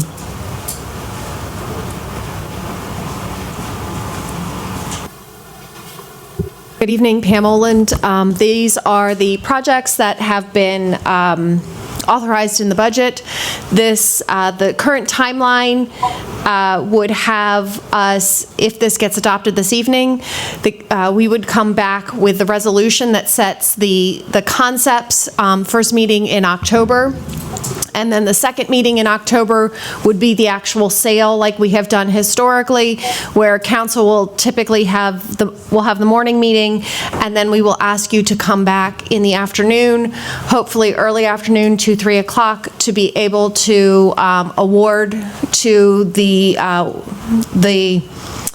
best bidder associated with these, because these are competitively bid bonds, and then closing is the beginning of November. So there would be 2 more actions by council associated with this. First meeting in October to set the resolution. We currently are going to New York in the 4th week of September to meet with Wall Street, to meet with S&P and Moody's, to get hopefully our ratings affirmed, if not increased, and then we will release the RFP at the beginning of October. Thank you, Ms. Olin. So the public is aware of this is a bill that's been approved by the Capital Improvement Program as well as the capital budget within the operating budget. It is for the assault in the Public Works and the Roads Department salt body storage unit, that's $1 million. Leonard's Mill Dam improvements, which is $1 million. Recreation and Parks, Mason and Dixon parking lot master plan, $1 million. The airport, there's fire suppression for hangars and business park. That's $3,900,000. There's a hangar relocation, that's $1.6 million. Passenger parking lot expansions, $2.3 million, and then there's a bond contingency of $250,000 for a total of $11,050,000. Keep in mind, yes. If I may, there most likely will be 2 issuances this year, with the fact that airport is such a significant portion of these bonds. We will have to issue those on a taxable basis because of basically tax law associated with the airport having for-profit entities providing revenue to us as a county. And as such, those will be a taxable, most likely be a taxable basis. I'm still working with our bond counsel on that, but I feel pretty confident that's what's going to happen. And then the other $3 million projects would all be tax exempt. Okay. Ms. Owen, keep in mind, too, that's not our entire capital budget either. We have a lot of funding that's coming in from the state and from the federal government, which is also helping to complement the great things we're doing in Wicomico County. Any comments or questions from anyone on the council? No? What is our current bond rating? I should know that. AA+. Moody's, one is just called, they both call the same thing a little bit differently, but basically AA+. So the only way to go higher is AAA, which is the highest bond rating. A good bond rating. Yes. Any other discussion or questions? All those in, we'll do a roll call. Make sure I tell you that ahead of time. Do a roll call for Legislative Bill 2026-07. All those in favor will say aye or opposed. Councilman Holloway? Aye. Councilman Hastings? Aye. Councilman Shields? Councilman Ennis? Aye. Councilman Merritt? Aye. And Councilman Wynn? Aye. There we go. Chair votes aye. Legislative Bill number 2026-07 passes unanimously. Thank you. Thank you, Ms. Owen. Mr. President, the next item, there are two bills being introduced. The first item is Legislative Bill 2026-09. It is an act to amend the airport turning radius of the A2 Airport Overlay District of the Wicomico County zoning map.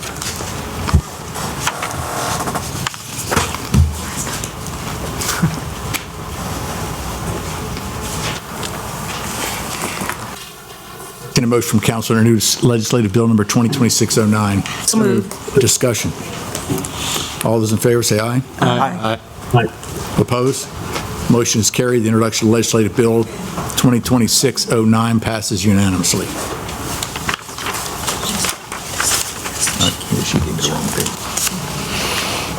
Mr. Benson? Sorry. The next item is Legislative Bill 2026-10, which is being introduced. It's an act to repeal and replace the official critical area map of Wicomico County. Again, this is mandated by the state of Maryland, and it's something the county has to do because the state says it has to do it. Thank you, Mr. Benson. Entertain a motion from council to introduce Legislative Bill number 2026-10. So moved. Second. Second. Any discussion? We're okay, Ms. Taylor, right? Okay, so make sure. All those in favor of the introduction of Legislative Bill number 2026-10, say aye. Aye. Opposed? Motion is carried. Introduction of Legislative Bill 2026-10 passes unanimously.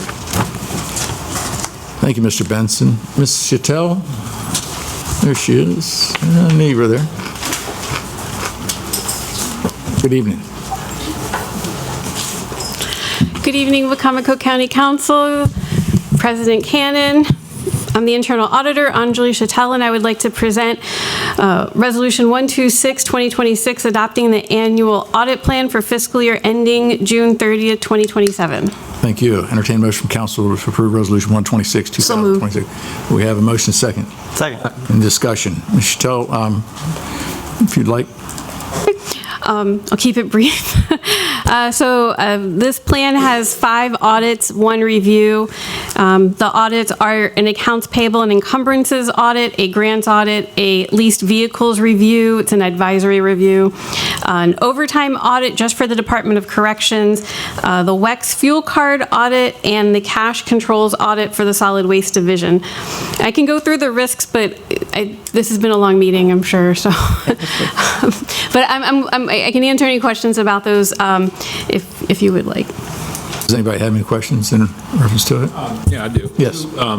Who had input on what audit you were going to do? Excellent question. So for the accounts payable, it was on the fiscal year 26 plan. I've moved it to this one. And then I'm I'm adding a look at the encumbrances because it's something that I kept struggling with during the budget process, and I've learned that there's in the auditor's communications, there's something about a repeat finding around encumbrances. They sort of relate to accounts payable, but not quite, because it's more on the equity side, but it's like reserved for obligations. Those obligations could be accounts payable. So that was your, the solid waste was your idea to put that in there? Oh, no. So that just for the accounts payable one. For the solid waste, sorry, that was on the fiscal year 25 plan. There was a billing audit and a cash controls audit at solid waste. And I made a mistake. I should have accounts payable. Excuse me. I'm sorry. Okay. Yes, that one was mine before. It was pushed from the last audit plan to this one. But the grants audit? For the grants audit, I considered the feedback from the council as well as from the external auditor from PKS, as well as some audit committee considerations. And I'm narrowing the scope in terms of the units I'm looking at, but then I'm broadening it, what I'll be looking at to focus on, or to expand it to look at processes overall rather than compliance, but looking at like improving efficiencies in so that's, and so specifically the airport. The reason I picked the airport was they have over 12 million in revised budget figures for a grant fund Excel spreadsheet that I reviewed. And then for planning and zoning, if you recall from the last audit, there were accounts that weren't on the list that I was provided. 5 of those accounts were accounts that the finance department said would be for that fiscal year. So those 5 accounts are all planning and zoning accounts. So I'm looking, airport is sort of like that neutral one, the random look at something, but that's large. It's the majority of the grant. And then the planning and zoning would be the high risk in terms of why were these 5 accounts, like what's going on with those 5 accounts, as well as others generally in the planning and zoning. So let's save some time being there 6. Is any of these 6 at the request of the county executive's office? No. So the county executive's office didn't ask you to do any audits on anything? I can't recall. I mean, there's possibly that there was some discussion. I do interview various department heads or employees that filled out my survey. I send out a risk survey to all the departments. So I do get feedback, and I consider that. So, for instance, with the overtime audit, I'm looking at Department of Corrections, but there was something about when I do these overtime audits, I think to look at a specific type of potentially efficiency or something like that. So I don't have the notes exactly for that. So there is some.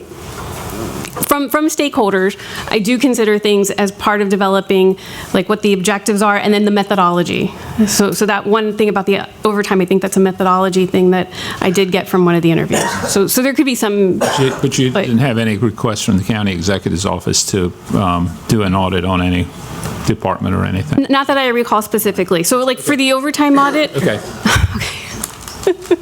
Sorry. Executive branch does have the authority to make. Yeah, I do know that. That's why I asked. I asked that question. You have the authority to do that. The lease vehicles review, that was requested, I believe, by the council president. So that's one of the ones that was asked. Yeah.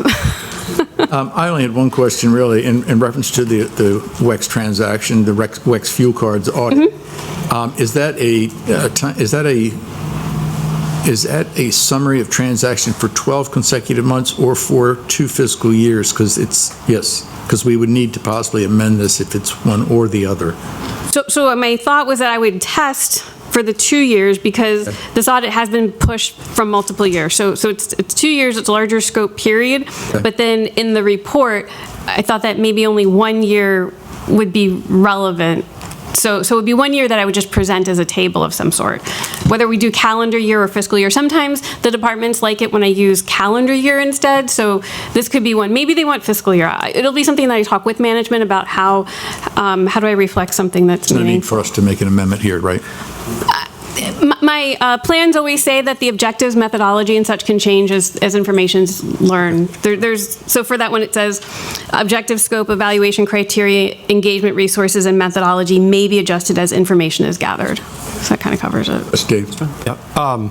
Just one statement. It was very disappointing that the grants audit was not completed. It was non-conclusive, and we hashed that out at the last meeting. And it sounds like, just a recap of that the scope was broadened to some extent on that from emergency services, or it was the same scope? Actually, excellent question, and I actually brought with me the original audit plan. So this is Resolution 79-2024, grant audit. Components to be covered: those that receive grants, including but not limited to emergency services, the airport, civic center, and local management board, LMB. Thank you for that. I wasn't sure whether I heard that right previously or not, but it was not broadened. And so the crux of the matter, and that's what I'm leading to, is, hopefully we've got clear sailing this time. It was a miscommunication, which I still don't understand. It had to do with, correct me if I'm wrong, with who was actually supposed to direct the ultimate provider of the information, it seems like it should be so clear cut to me. I was very disappointed that that's the way that was left, because one of my last comments was, if that was the only miscommunication, that should have been worked out, and we should have had that grant completed. So I'm just making these comments that hopefully we've got it teed up for this next go-round, that has been resolved. I don't know whether that's a fair statement, that it has been resolved or not, but if you care to speak to any of all of that. But Angie, She didn't answer. It's your option if you've got comment on that or not. I just believe in something called forgiving but not forgetting. So just kind of, it'll be in the back, it'll be somewhere noted, somewhere perhaps, like for instance, why I'm picking planning and zoning. But generally, I try to, forgive and continue on, so. A simple question I have. Since we have a grants person now, it would be better communication, you think? Do you have better communication since we have a grants person? Hopefully, and I think that everybody can always learn about ways to communicate better. So I'm looking at how can I communicate better as well, and hopefully, as the role develops as the grant administrator, and we all learn from the past. That was a new position. Yeah, exactly. And so some of the things, and she might help the other departments that needed to do better reporting. If I may beat this drum one more time, once you've done the entrance meeting, that sets the ground rules and who's supposed to derive what information, whatever the channels are. It's okay to have a point person, which I understand we have on the executive side. But after that, if there's no dissension with the plan, it should just have gone forward with no limitations. And so I am beating the drum one more time, but just to make that point, that seems to be where it broke down. And I still don't understand it, but that's okay.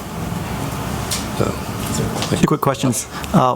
Why is lease vehicles review advisory review?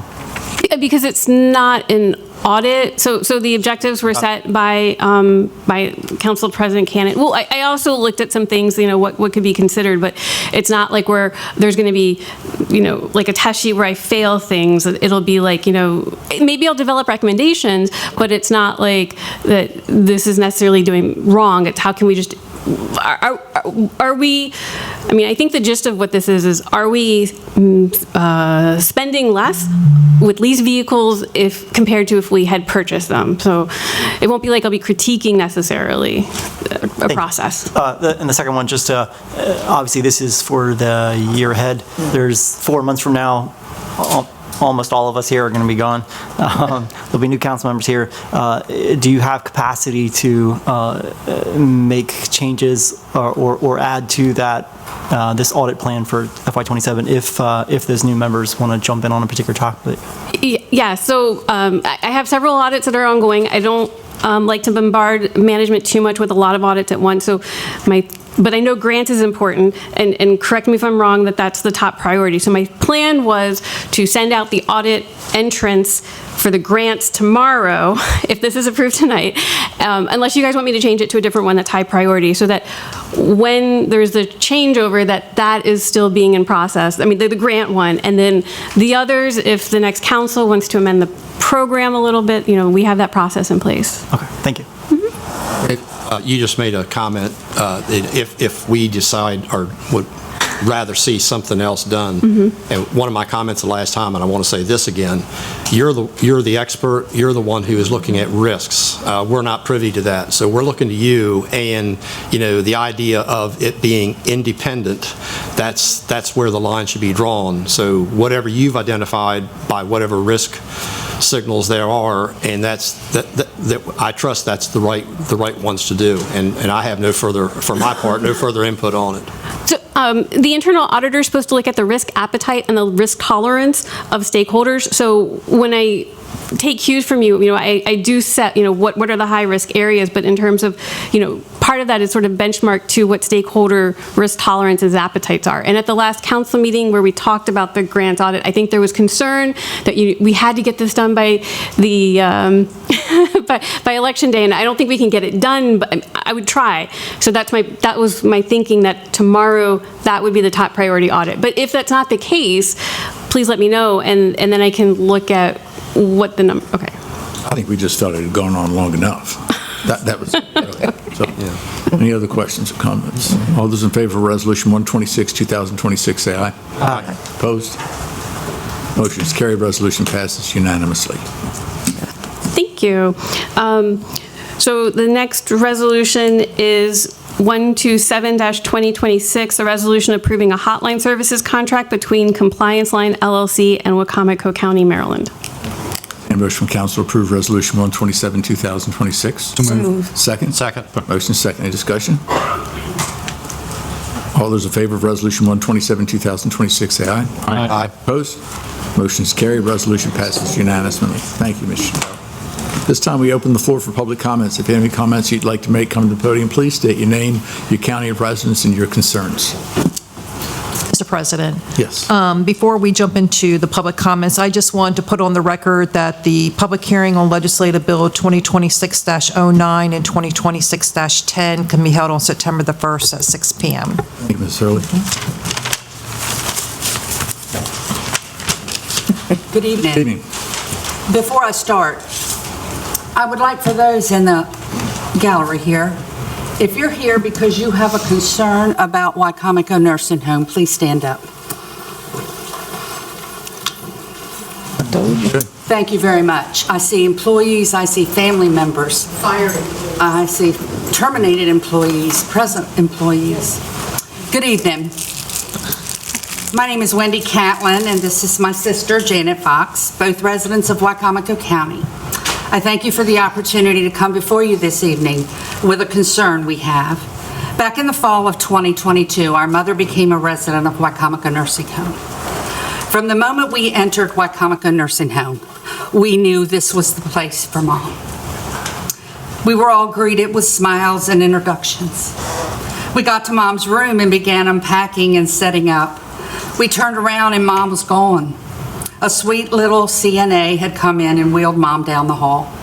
We finally found Mom about an hour and a half later in the dining hall playing bingo.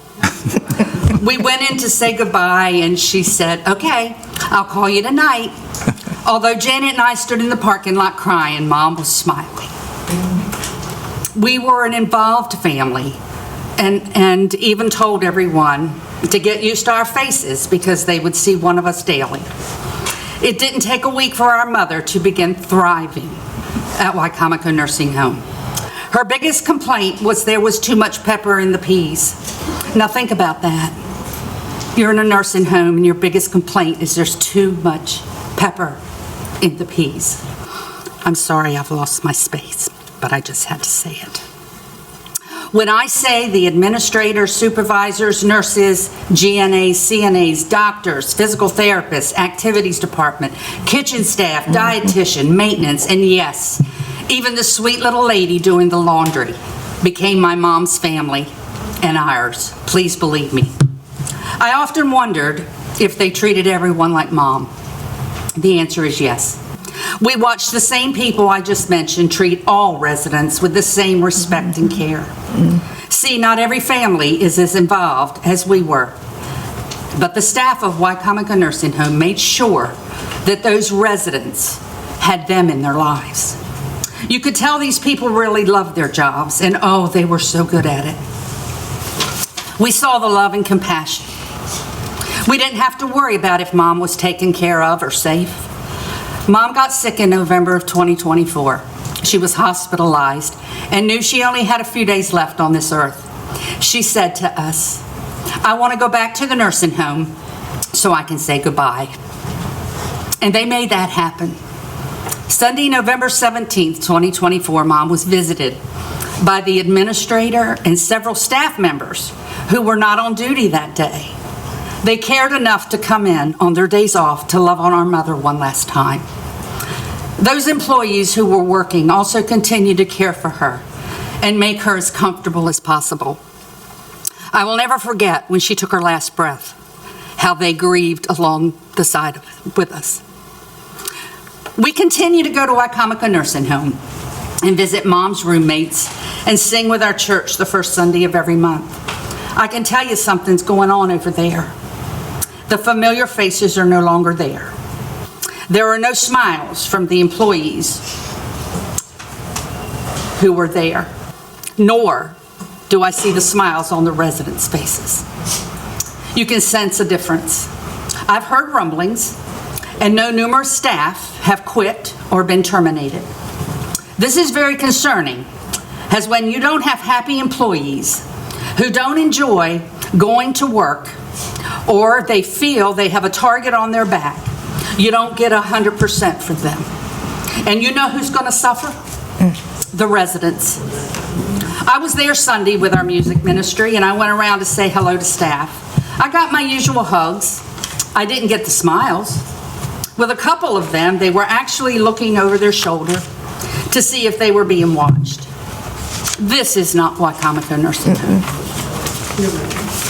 A lady came up to me and she introduced herself as the new administrator.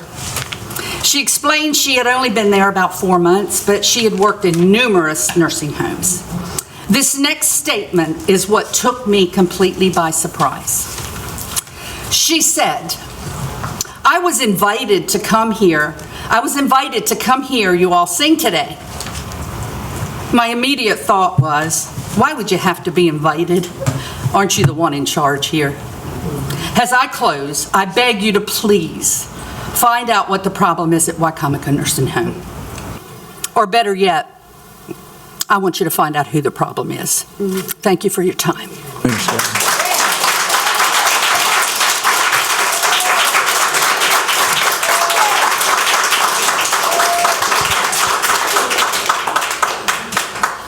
I'm Janet Fox, and I'm a resident of Wicomico County.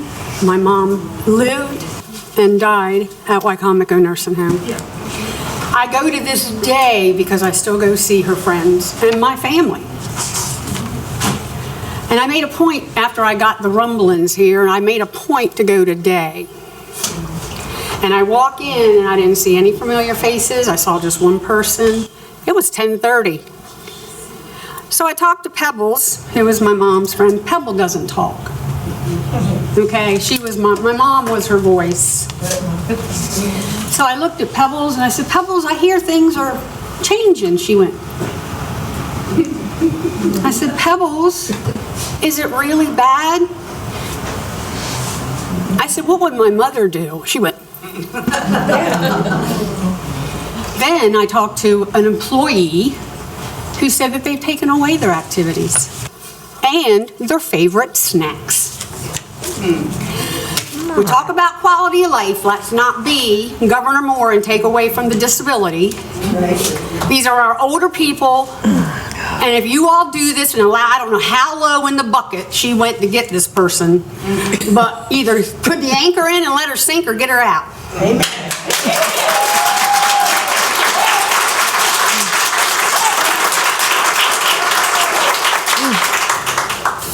My name is Mary Ashanti. I'm resident of Wicomico County and also representing Wicomico NAACP President Monica Brooks. Good evening. I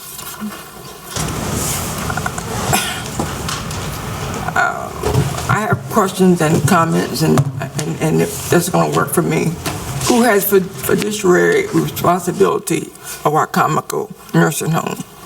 I have been told that Wicomico County Council has fiduciary powers and that the county executive have administrative powers. How often does county executive and county council meet for updates with Wicomico Nursing Home administrator? Suggestion, hold quarterly meetings like the council does with the Board of Education.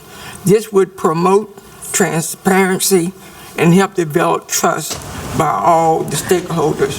It would help dispel rumors like Wicomico Nursing Home is being sold to a private entity. Comment. I talked with the administrator on August the 3rd because I was notified by members of the community that Wicomico Nursing Home is being sold. Ms. Tina Foskey, administrator, told me that if the county was going to sell the facility, they would not have hired her. Also during this conversation, I asked about meet and greet. She said HIPAA regulation would prevent that, but she is willing to attend a community meeting to share her ideas on the future of Wicomico Nursing Home and get community input. What is the community's responsibility to Wicomico Nursing Home? Wicomico Nursing Home came about because there were no nursing homes for African American people. In 1960, Mrs. Agatha Polk presented the idea of building a skilled nursing facility that would admit African Americans. Her vision was a facility that would admit all people, regardless of color, race, or creed. Her sorority, Beta Tau chapter of Phi Delta Kappa, was a catalyst, and they worked with others to make this happen. For more details, you can check this thing. We owe it to the legacy of the founders to make sure that Wicomico Nursing Home is not privatized and have whatever it needs to prosper and be a beacon for the community. What is Wicomico Nursing Home assets? Wicomico Nursing Home assets is the staff, residents, and families that choose to entrust them with the care of their loved ones. My first encounter with Wicomico Nursing Home was in 1998, when I had the honor of bringing students from Shore Health Assistant Training class there for training. The staff did an excellent job as role models for my students. My second encounter was 2007 when I admitted my father to Wicomico Nursing Home. And my most current encounter is when I admitted my mother there. The facility is clean, the staff is welcoming, my mother calls it home. You are not going to find any better people than the people that are at Wicomico Nursing Home. And I was sick, I came back and everybody was gone almost. So there's a problem. There's a problem, and I hope that you all can help remedy the problem. Hey, Mr. Johnson.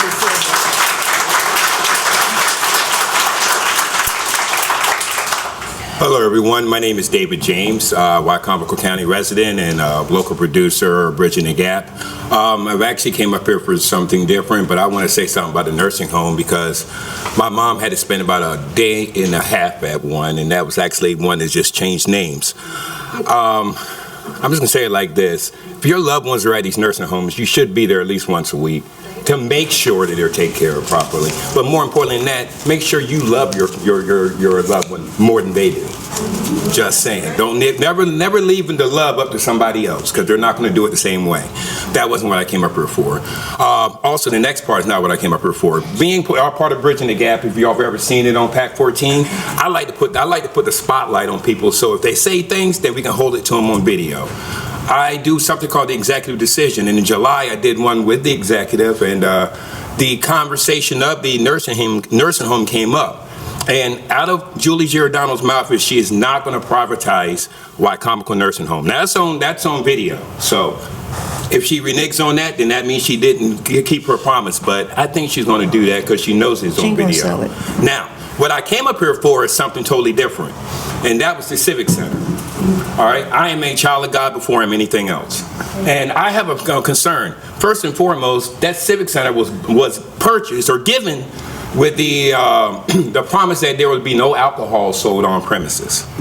Now, I get it that not everybody holds up to those kind of promises, and somehow, some way that became something. But the problem is when you have a Christian concert and you're serving alcohol.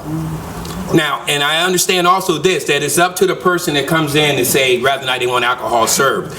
Can we put something in there, maybe their documentation, because maybe somebody's going to assume, because I can promise you through my church group, if IBC came down here, they're not going to assume that if they're having a concert for people on a Sunday that there's going to be alcohol sold.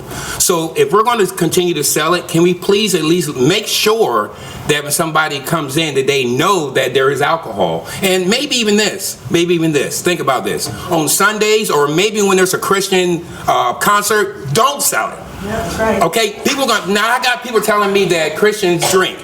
I agree, they do. But guess what? A lot of them are trying to get away from that lifestyle. So when you're with your family and in a environment that's supposed to be uplifting the holy God, there shouldn't be no alcohol for them to buy. So, with that in mind, if you love the people who voted you in, consider those Christians that don't want alcohol sold there. Thank you. May the Lord bless you. Good evening, President, Council, ladies and gentlemen. Lewis Watson, resident of Wicomico County, President of the Watchmen with One Voice Ministerial Alliance. I stand here on behalf of our community and all that there has been a consideration of privatization when it comes to Wicomico Nursing Home.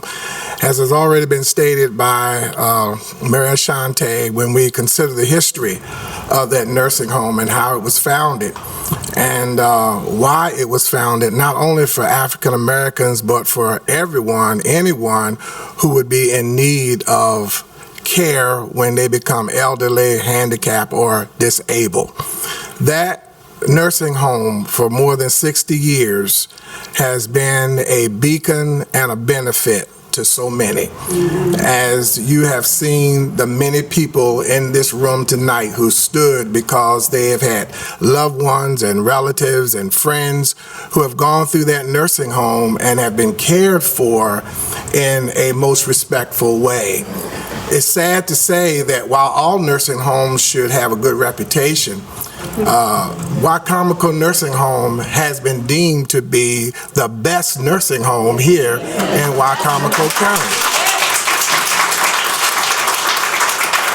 And so why it would be a consideration, I don't understand, but I would hope that as a council that you would in your deliberation have great consideration for the community and the people that you serve here. As pastoring here for 38 years and being an entrepreneur as funeral home owner for 40 years, I've had the privilege to engage with many of these persons and their family members and to walk in that nursing home and to feel the love and to smell how clean it is. And when you, unlike some other nursing homes, and hopefully they will come up to par and meet the same level of standards. But I would hope that we would take this into consideration. And my question is, when we as a people or public service, when will we ever come to a point that monetary gain is not everything, but that we consider the level of care that we have and the quality of care that we have for the people? None of us know our end and where we will end up. And while some of us may be privy to have private sitters, all people are not in that position. But we want to make sure that there is a nursing facility that will accommodate and care and give the level of care that Wicomico Nursing Home has given over the years. I close with Martin Luther King talks about our beloved community. And that nursing home is in our community. And the beloved community, remember, is not built by people who look only after themselves, but by people who watch over one another with compassion, justice, and love. And that is when it is sustained, when we recognize that our greatest responsibility is not merely to ourselves, but to one another. And I would hope that we would take all of that into consideration and remember that we are a family, we are a community. And it's not about just one person pilfering their pockets. It's about how we look out for our brothers and our sisters and our neighbors. Thank you.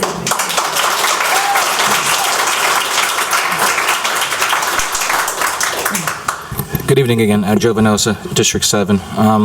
Before I say anything, I just wanted to commend the people that stood all night to be here to give your testimony. You know, as I was hearing the people speak, I was always sort of saddened by the fact that we live in a society where we sometimes have to put our elderly and our elders in nursing homes. But if we are going to have to do that for various reasons, we should be so grateful to have people like this who go above and beyond. And you have my utmost love to all of you for that. There's an old expression, like many, some people are so poor, all they have is their money. Which brings me to the current executive. You see, the problems that are happening are a direct result of mismanagement or malmanagement. The nodding heads that the cameras can't see seem to agree. The fish rots at the head. This is a clear reflection of a series of policies that have been going on for years. You can look at it from the landfill, to safari at the quarry, to the missing audits, to the teachers that have been fired by the executive or at least intimidated into being removed. This is a systemic problem in this county. Ultimately, the only solution is going to be in November when you vote. If you have concerns about the future of the privatization, and I believe she will privatize it if she gets a majority of the council. Make no mistake about that. Oh, yeah. So be careful who you vote for and what their policies are. Let them publicly make a statement on where they believe it should be privatized or not. But make no mistake, this danger to our community, this cancer, does not end until that current executive is no longer in office. Vote the alternative. For the record, the executive's word, to me, is worth less than this penny. So.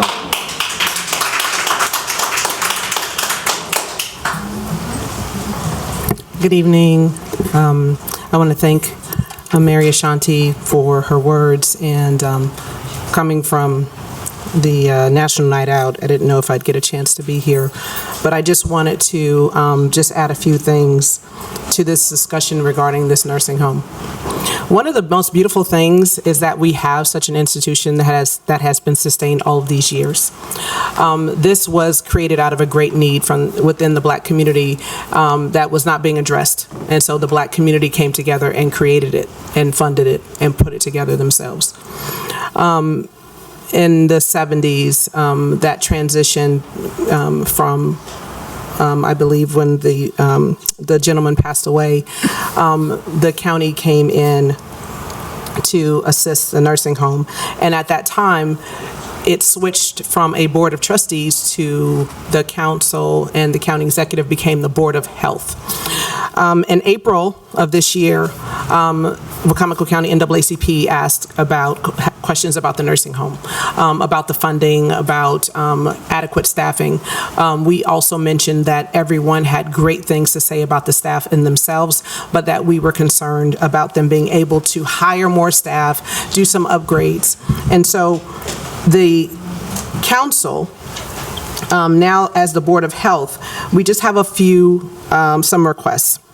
So with the Board of Health, We don't understand exactly what that means. I've asked even the county executive, and my question was, okay, if you're in this position of kind of oversight, but it was kind of like, well, yeah, we're sort of, but we're not, but we're this, so we don't know what it is. So we want to know what role that is, how often you are bringing this board to meet with the council so that we can have transparency. Where are the minutes for those meetings, and are they available over the last few years so that we can review that information? We want to know about that time when it was requested to do the work there would be outsourced. We want to know if that has indeed been outsourced, and if so, we want a status on that. And also, what has already been mentioned is concerns when we asked about in April. Actually, it was in March, but it was brought up at the April, we talked about it in the April meeting, about what's going to be done for this nursing home. How are we going to care for it? What is going to happen? They said, well, someone new is coming in. So when that person comes in, that will be a discussion. We reached out to that person, but they were saying, well, we just got here. So now, very disappointed to hear that people are being terminated that have been there a number of years, when we are yet to hear concerns from the staff, but we're hearing concerns about the place not being properly kept.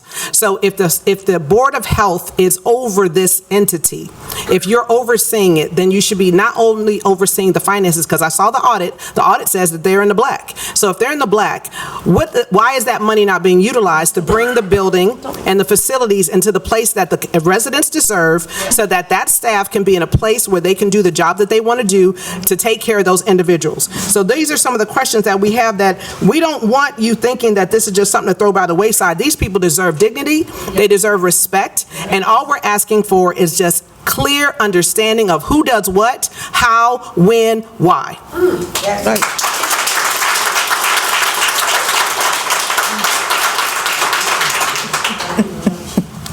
Before my time stops, can I please ask if we can make room for Ms. Corey Horston, who is the HR of the county? I believe she is sitting in the outside. You may come in if you would, please.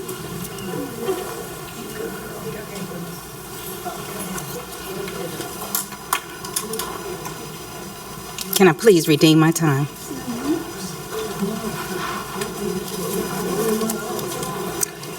Thank you. And thank you for the opportunity. I am one of those people that was terminated from Wicomico Nursing Home. After years of dedication, after years of compassion, after time going in the middle of the night, in the early morning, it doesn't matter when, I was there. I was terminated on last Tuesday, was it, Ms. Corey? I was terminated for insubordination because I did not get a timeline in time of a no deadline. Yes, I was terminated because they said they gave me a deadline, but however, the people that said they gave me a deadline was never in the meeting when I was put on suspension. When the question was asked, I believe, about the staff not being together, I believe as we stood up today, we are together. We are one body. We love our residents unconditionally. We know them by name. We know what they like. We know what they don't like. We know our residents. We take heart to them.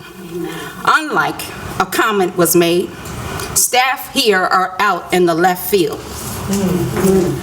They need to come on and play ball, or our residents will be out there on the street. That was a comment. Was it not, Ms. Corey? Not in that text. Not in that text, but it was. If you don't mind, I appreciate what you're attempting, but it has to be public comments on your part. We don't get engaged in discussions. Thank you. I'm sorry. I appreciate it. No, go ahead. But again, we are compassionate about Wicomico Nursing Home. Yeah. Each one of us have stood together. We have taken care of our residents. And then somewhere in April, our administrator came in. Not did she not know the residents' names, but she still doesn't even know the staff's names. She still does not put herself as an open door policy as the policy states. The lights are dimmed or dark in the office, so it says you're not welcome here. It's a time now that not because of us, over 100 years of experience has been terminated. 100 years of loving our residents. A total of 7 people, one for 18 years, she's here tonight, was terminated. Actually, she was forced to resign because they put her on the IPIP, but her, like myself, also have a very clear record. Our our personal file is very clear. There's nothing on it other than exceptional and outstanding. But yet, here we are, unemployed because of the target that's on our back. And who is this target coming from? The administrator. She decided, I'm going to target this one and that one so that I can get my MDS done from a person that doesn't step foot into the building to assess our resident. Is that not fraudulent? Because all assessments, there should at least have an eye on. Let's figure out, either we are going down or we coming up. I ask and bid that you please find out why this person has been administrator for 8 years and have been to 10 different locations. And I went yesterday for a job. And they said, who is the administrator over there now? And I gave the name. And I will not repeat what they said, but all they said was, oh my God, blank blank was only here for 3 months. Watch out. Thank you. Thank you.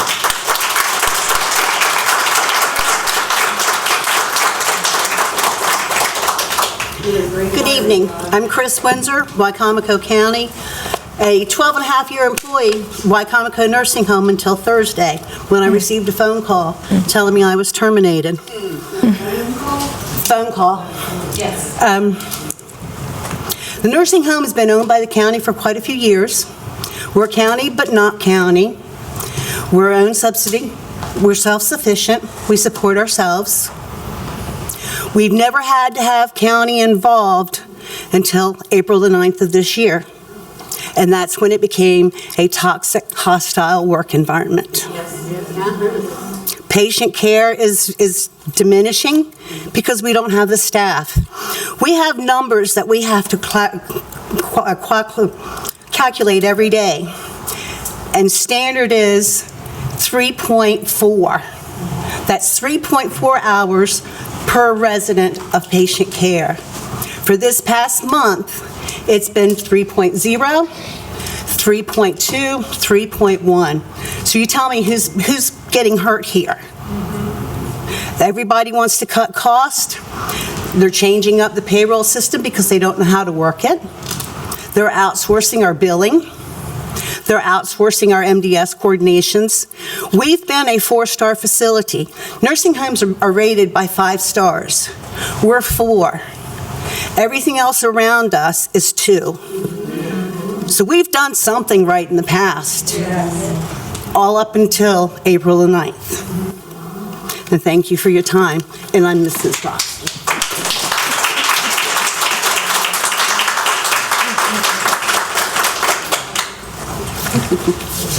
Hi, my name is Esther Thomas. I am a resident of Wicomico County. I am currently employed as one of the nurses at Wicomico Nursing Home. Just wanted to write a little statement about things that are going on here. So, as we all know, Wicomico Nursing Home has been a nonprofit nursing home that's more than just a healthcare facility. It has been a home, a place where residents are known as individuals, treated with dignity, and given a voice in their daily lives. It has also been a family for the loyal and dedicated employees who support our residents and one another. Our staff have built relationships that cannot be measured on a financial statement. They know how residents take their coffee, what brings them comfort, and when something is wrong before it even comes to it. Many employees have devoted years of their lives to this community. That continuity, trust, and compassion are the foundation of resident-centered care. Now, a new administrator is changing that culture. Long-standing policies are being replaced and essential jobs are being outsourced. Dedicated employees face losing their livelihoods while residents face losing their familiar caregivers and support staff they know and trust. These are not simply operational changes. They affect real people, real families, and the quality and consistency of care. Financial responsibility is necessary even in a nonprofit organization, but financial decisions should support the mission, not replace it. When decisions are driven primarily by revenue, efficiency, and corporate priorities, residents can become numbers. Employees can be treated as expenses, and the values that made this home special can disappear. We are asking for transparency, accountability, and meaningful participation in decisions that affect this community. Before positions are outsourced, leadership should explain the financial and care-related justification, evaluate the effect on residents, and listen to the employees, residents, and families. Cost savings should never come at the expense of dignity, trust, safety, or continuity of care. Wicomico Nursing Home belongs in the deepest sense to the people who live and work here. Its future should reflect its nonprofit mission and resident-centered values. We must protect the residents who call it home and respect the employees who have made it one. People must remain the priority, not profit.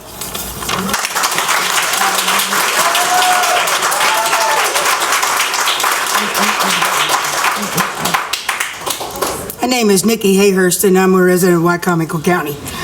I'm not a worker over there, I'm a volunteer. I go on my time, twice a week, to see residents in this nursing home. And I've seen the deterioration since April of this, the morale of the employees. I see them walking and trying to do their job, but they're looking over their shoulder because they don't know if they're going to be the next one being fired. I don't see the juice carts out there where the president can go over and say, hey, I want a drink. You have to go find somebody.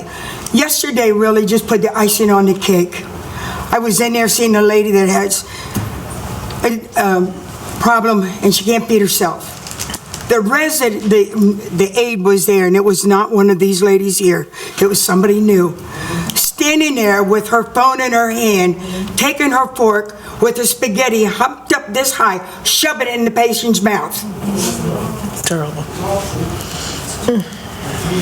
That is not taking care of people.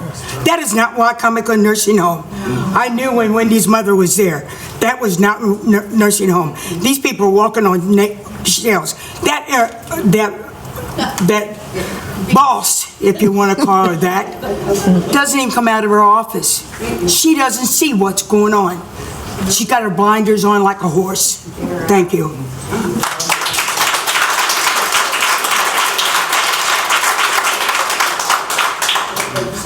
Good evening.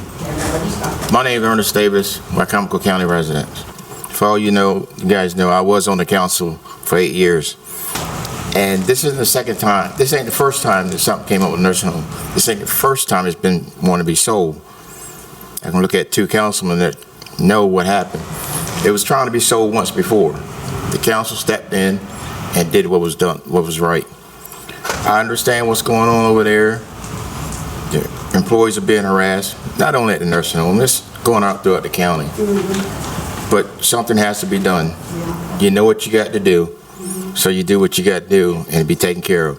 But I'm quite sure the council's going to do take their responsibility and do what's correct to help solve this problem that's over there. So you guys hold tight. I think things are going to go and get better. Thank you.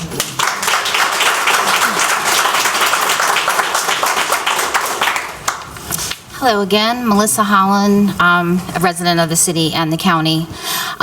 I am here to urge you to please look into what is going on with the nursing home. I know that you had a closed work session, but the nursing home has been a part of this community for years. It has cared for generations of local residents, and it earned the trust of countless families. That history and trust should not be taken for granted.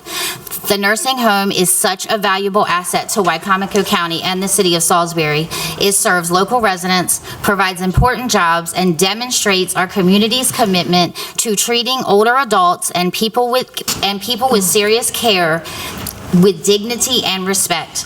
Any decision about the future of the nursing home should be more than short-term financial concerns. You absolutely must consider the human cost. The changes that are occurring at the nursing home have disrupted residents' lives. It has created uncertainty for their employees, and it is leaving their families with fewer trustworthy local nursing home options. Once a community resource like this is changed or lost, it may absolutely be impossible to restore. A county is not only judged by its growth, but also by how it cares for its most vulnerable residents. The Wicomico Nursing Home provides an essential service and gives families something priceless, peace of mind. Please listen to the residents, families, employees, and community members who depend on this nursing home. I respectfully ask all of you to protect it and allow it to continue serving Wicomico County and make sure it gets back to where it was months ago. Thank you for your time and your service.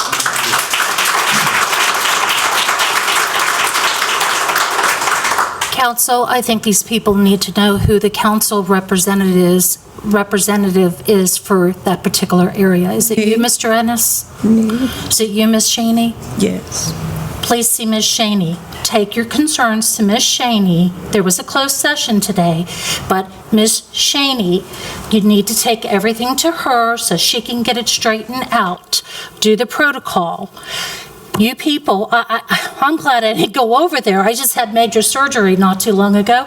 They were going to put me in the Wicomico County Nursing Home. And because of my insurance, I was able to have 24-hour care at home. That's just me, okay? However, I'm glad I did not walk through the doors of the Wicomico County Nursing Home. My mother was over there not too long ago, and when I say that was when she was living, and unfortunately, we loved it. We loved it. We walked it through those doors, we were like, wow, I wish all nursing homes would be like that. My mom died about 3 years ago, but yes. But what I'm trying to tell you is, yes. And then they were going to try to, because of the type of surgery I had, I was going to be put into a nursing home for my health to get better. And I decided to take the other route, but didn't know this was going on. I wish the news lady was still here tonight.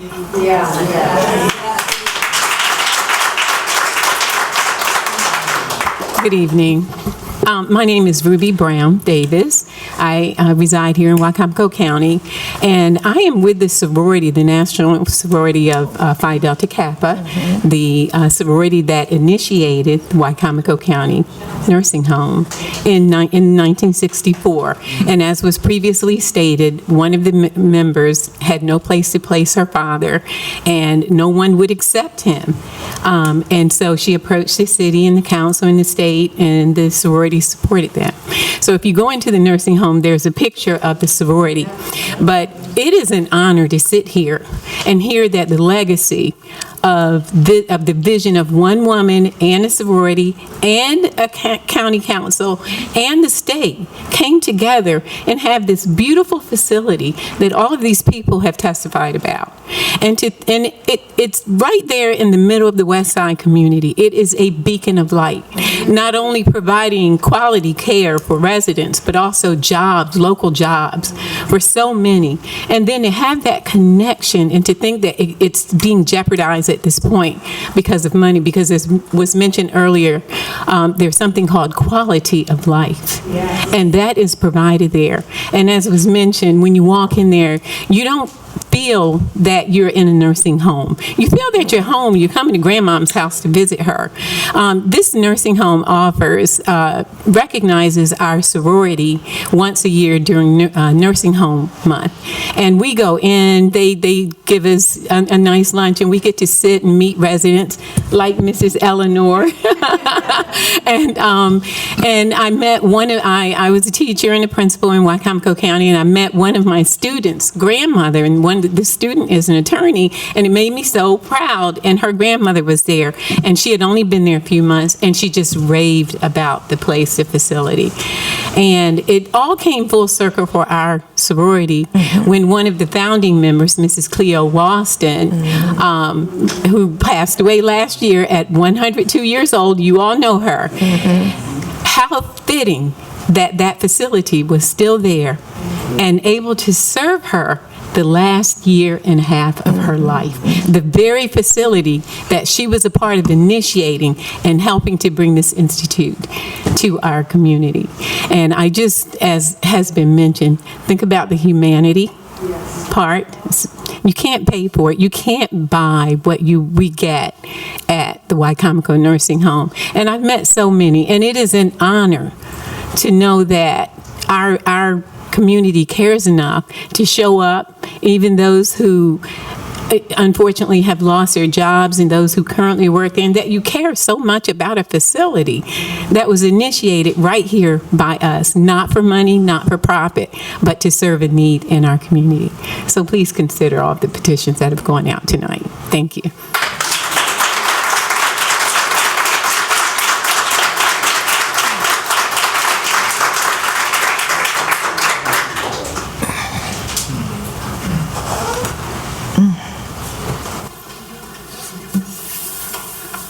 Mike Prunski, City of Salisbury, Wicomico County resident, third appearance tonight. Thank you for the opportunity. I did hear, I was completely unaware of the nursing home issue. I'm not really going to comment on it other than to say that it does reinforce the notion that we deserve a public option for care or for housing, no matter our station in life. The public option is there to serve people without serving corporate interests or serving a profit motive. What troubled me about the comments tonight is that I heard one of the nursing home and former employees say she was terminated for not meeting a deadline, yet the last county council meeting, excuse me, my time right now, the last county council meeting I watched, the six-figure salary auditor couldn't get a response from the six-figure salary deputy finance director. And it is shocking to me that we went back to Wall Street to obtain more municipal or public bonds, and we can't respond to an email. I work in a private sector, own a business. Talked with Mr. Ennis about my business previously, and he took my call, was very gracious, and responded to a text message. Go figure, and that's the kind of service we expect from public employees and employees and people in the private sector. If a customer called me for work and I did not respond to them for a year or a month, they would not give me business. But if they had already paid me and I didn't respond, I'd be in court. So it is shocking to me that Mr. Wynn, during that conversation, mentioned that maybe there's a personnel issue, and that was part of the reason why they didn't respond. There was clearly a personnel issue here. And that is that we have a work environment in the county where people feel so entitled to not respond to their coworker, and the reason is completely unclear. Communication issue was cited, and I'm choosing not to use the word that I feel describes that response. This is not a communication issue. This is just bizarre behavior from high-level employees in county government, and we all expect better, and there's just no excuse for it. So, thank you.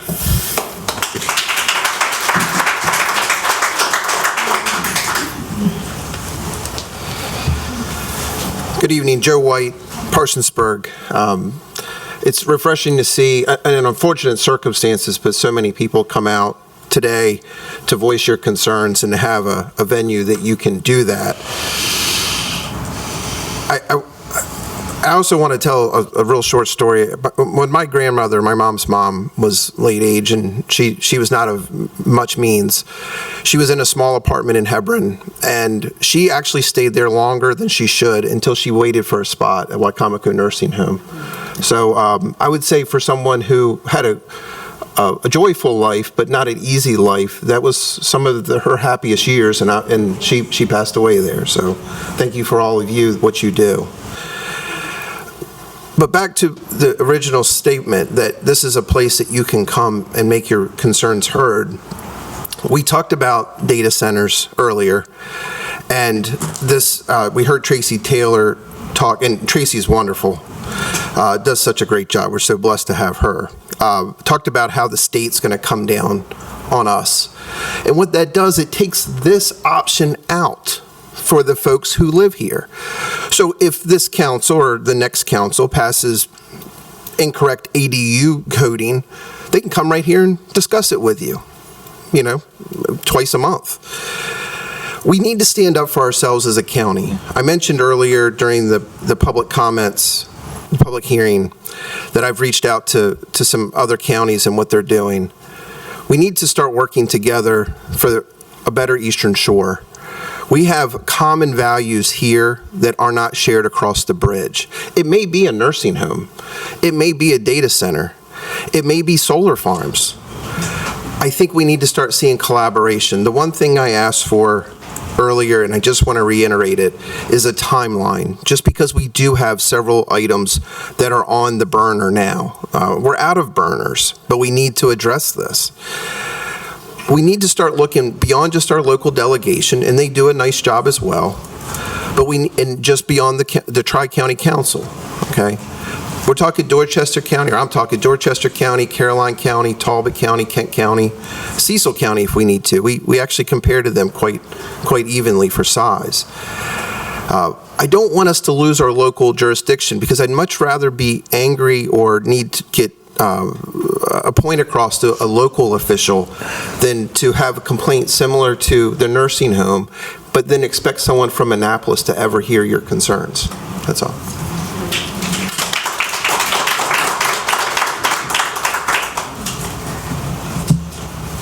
Any other public comments?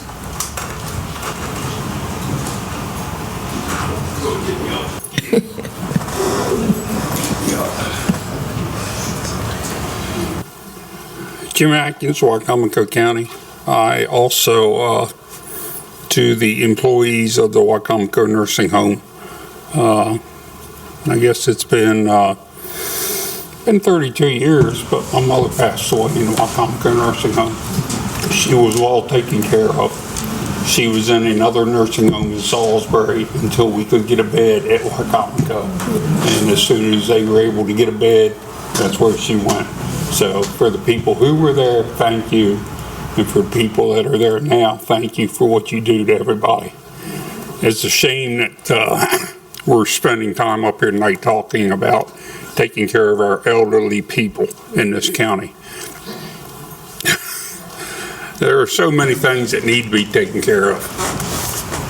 I'm going to speak a little bit about, as I said, my name's Jim Atkins. I'm better known in the executive's office as one of the knuckleheads on PAC 14.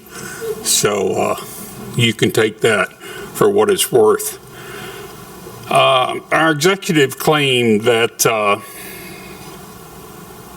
I was, when I was talking about data centers, that I was just picking up things and going around talking about things, trying to figure out what my political priorities were.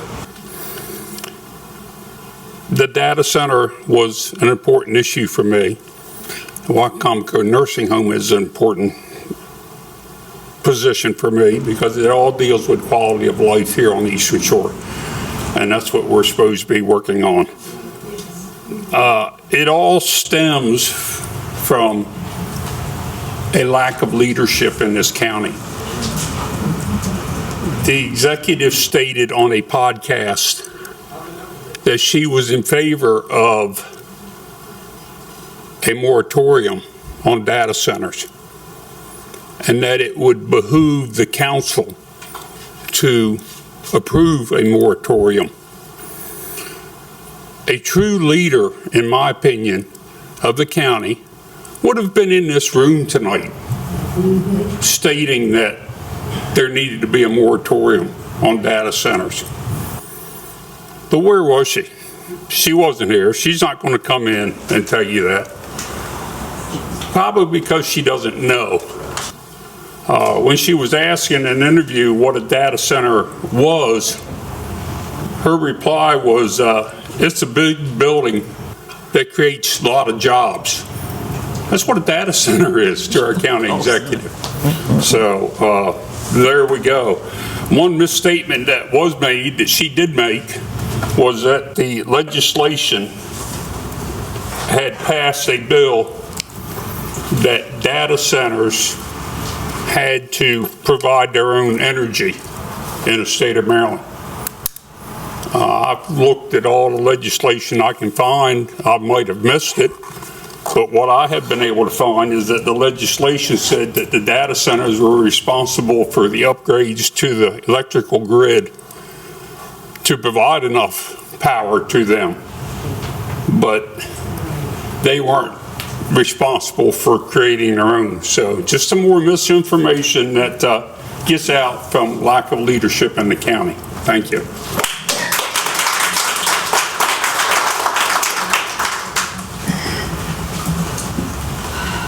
Any other public comments? Yes, ma'am.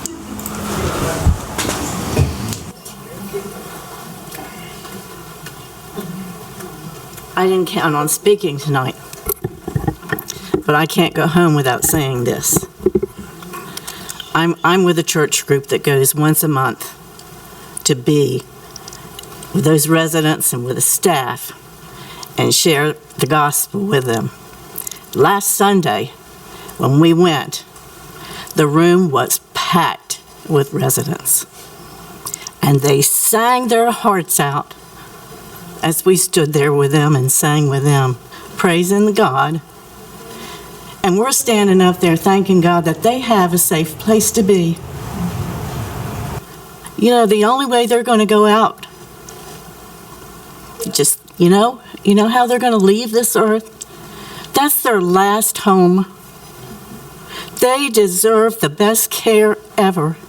And here we have somebody dismissing this dedicated staff with every ounce of their being, with every ounce of love they have in their hearts. And we're going to let somebody walk in who knows nothing about any of the residents or any of the staff. They don't recognize the fact that the staff is there for a purpose. And they do that with every ounce of being that they have. Are you going to let it go? I want you to go home tonight thinking about there's been quality of life spoken several times tonight.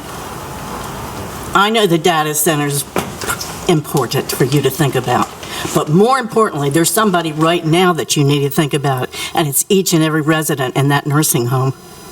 And it's these people that don't have a job now and can't share their love that they were giving to their job because of one person. Will you do something about it, please? Will you help these residents? Because they're missing a snack. A snack. How many snacks do you have? How many snacks does anybody have in a day? They're stuck in their rooms. Come on. They're going to miss activities. I've seen them give proms to these people. They had a prom. They had a king and queen. There's so many activities, and you're going to cut that out for them?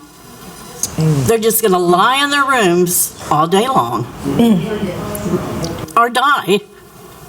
And you're going to let this lady take away from them, and lady is using loose term there. So please, go home. I hope you dream about them tonight. I hope you dream about residents wanting a juice box or a cookie, and there's nobody there to bring it to them because somebody decided that they didn't need to be there, making up stuff to get rid of them. Come on, guys. Take your suits off, put on your everyday clothes and go visit the nursing home.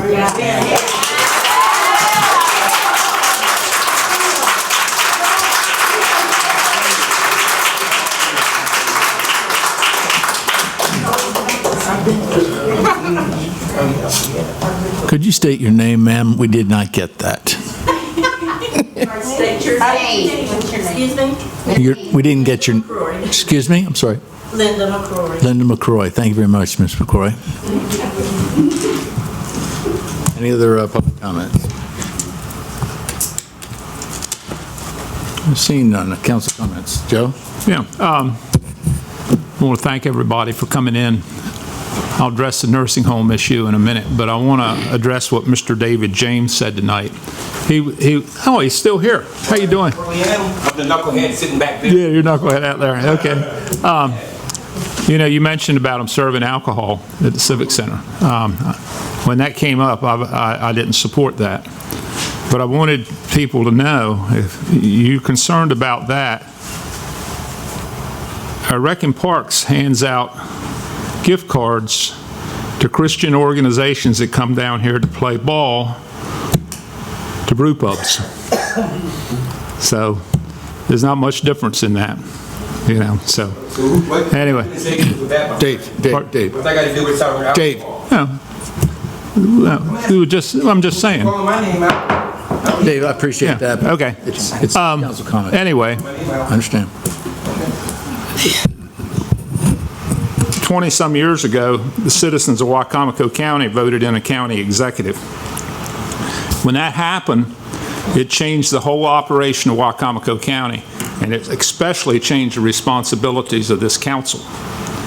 Okay? We don't have the authority that we used to have. 2 years ago, the citizens of Wicomico County had an opportunity to change that government back to a council form of government, and unfortunately that didn't happen. So we still have a county executive. And by our charter, unfortunately, there's probably not a lot we can, and believe me, I love this nursing home. I've had family there, different family members there for years. I think one of my cousins was probably one of the longest residents at that nursing home. My great-grandmother was at that nursing home. I had an uncle at that nursing home. We've had former council members at that nursing home. But because of our form of government,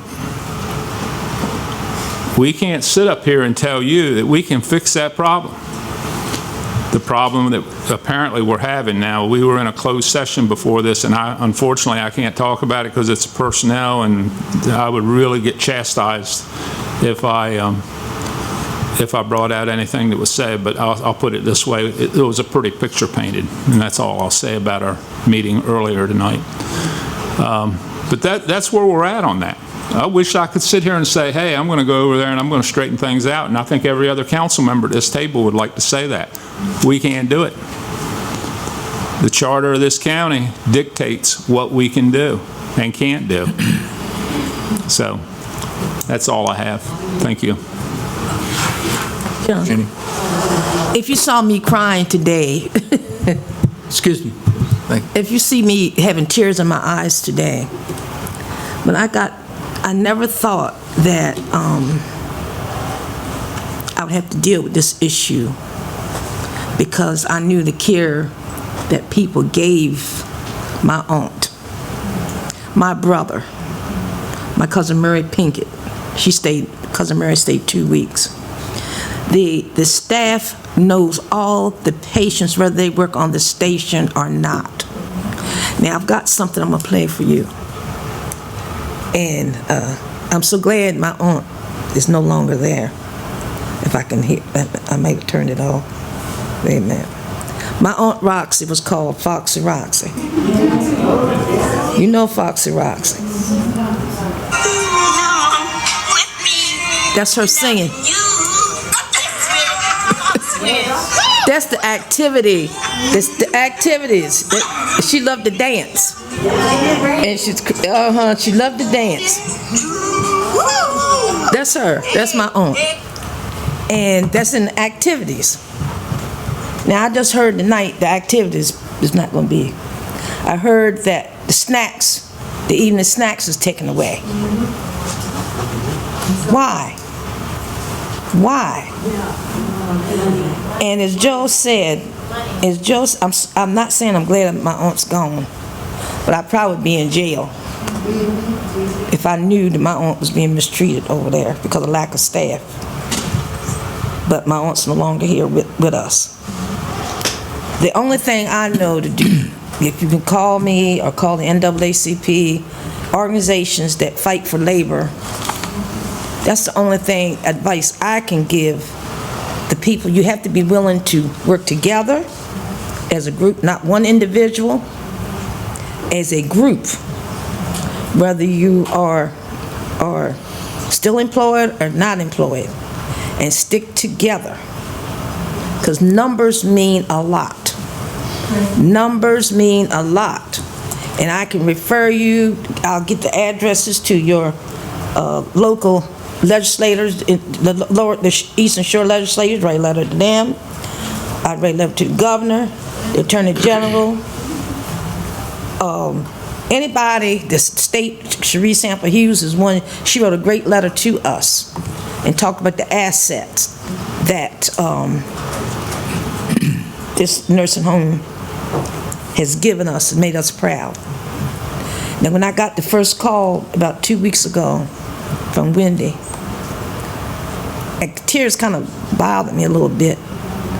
Then I called the human resources here because I knew we couldn't deal with it. And I told her what was going on. And then she called me back the same day. I called the administrator's office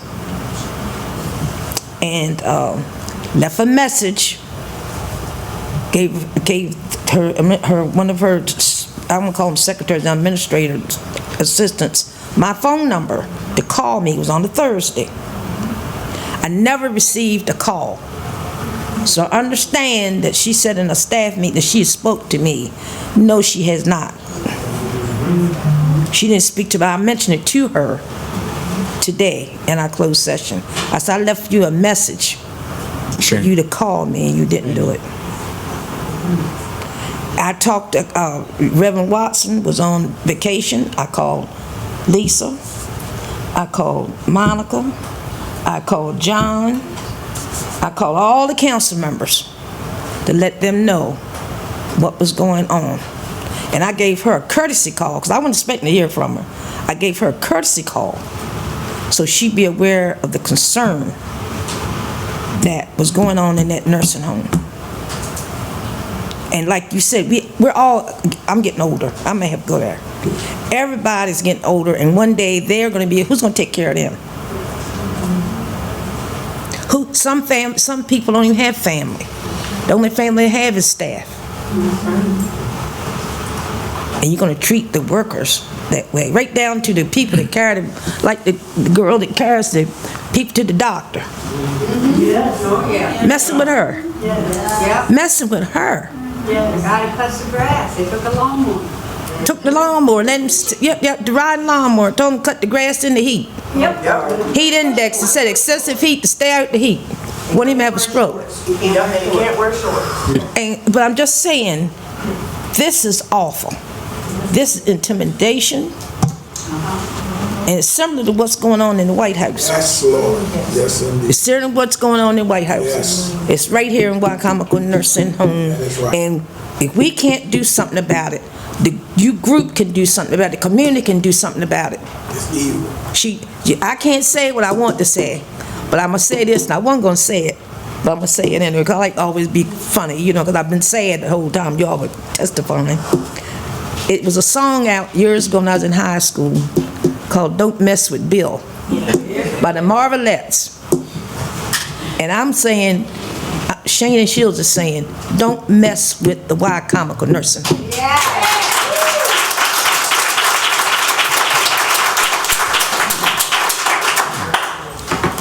I just want to say, And thanks for coming, everybody. well said. Thank you all for coming tonight. Clearly something is very wrong at the Wicomico Nursing Home. In my 8 years of being on the county council, I don't think I've ever heard comments that have been so poignant, so heartfelt, and so direct. I can't talk about this without also getting emotional, because I see Wendy Catlin in the back, who I've known, Miss Fox, y'all, for known me for close to 40 years. And Eleanor Van Meter was an absolute legend. So we need to make sure that that facility stays the best it could possibly be.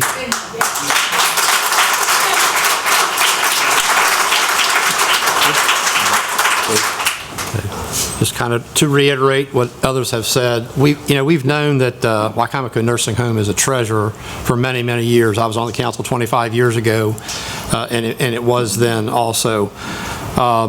Anyone who's ever spoken about Wicomico Nursing Home has talked about it, myself included, with great pride. This is a reflection of our community, and it's a great reflection. Comments made, it's not all about the finances. If there are concerns right now, I'm sure they're temporary, but what's more important is that we keep this institution at the same level that it's always been. Shaney mentioned there was a letter from Delegate Sample Hughes, and it was a very good letter, and in the middle of that, she pointed out there were 6 points, suggestions that she would make. And I hope these suggestions are taken up. As Joe said, it would have to be by the executive, but I'm going to mention 3 of them that I think are real important. Annual audit, quarterly board meetings with the council, and maybe with the executive as well. But then the best one is establish, I'll read this right off the letter, establish a community-based board of directors or advisory board consisting of community leaders, healthcare professionals, former family members of residents, and representative of the county council to provide guidance and oversight.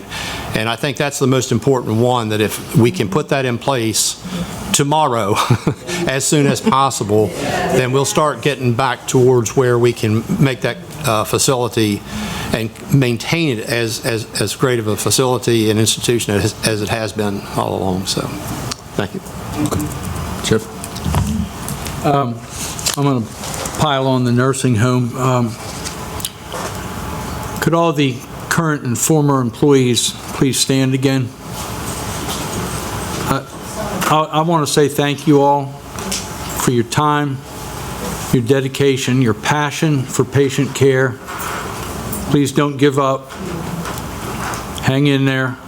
I wish I could say we could save the world, but as Joe said, we don't exactly have oversight over a lot of things, unfortunately.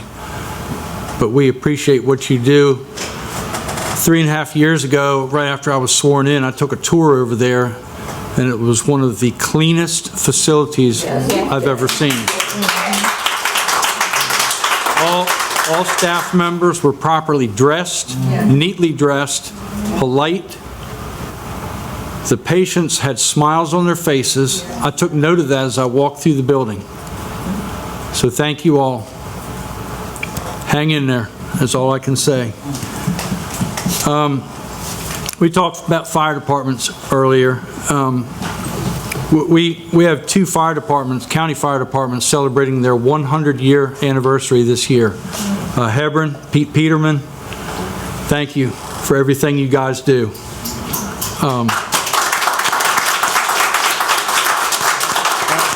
100 years is a long time, my friend. That's a milestone. Right now, Sharptown held their 100-year anniversary event on Saturday. I was proud to be a small part of that. They're having their carnival right now until the 22nd of this month. Please consider taking your family out to that carnival. They are open Monday through Saturday, 7 p.m. until. Recently, several of us took a tour of the Fruitland Primary School, which is moving along quite well in its reconstruction, new construction process. What an amazing facility that's going to be. And I'm so glad that the funding for that school was not delayed like it was proposed 1.5 years, 2 years ago. I'm glad the council voted to move that project forward.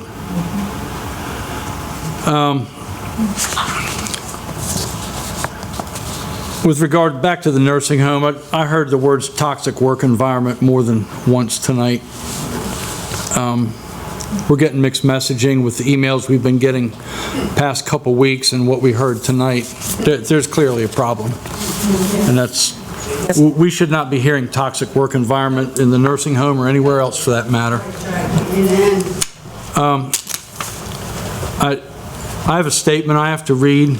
Unfortunately, it's about 1,200 words long, according to Microsoft.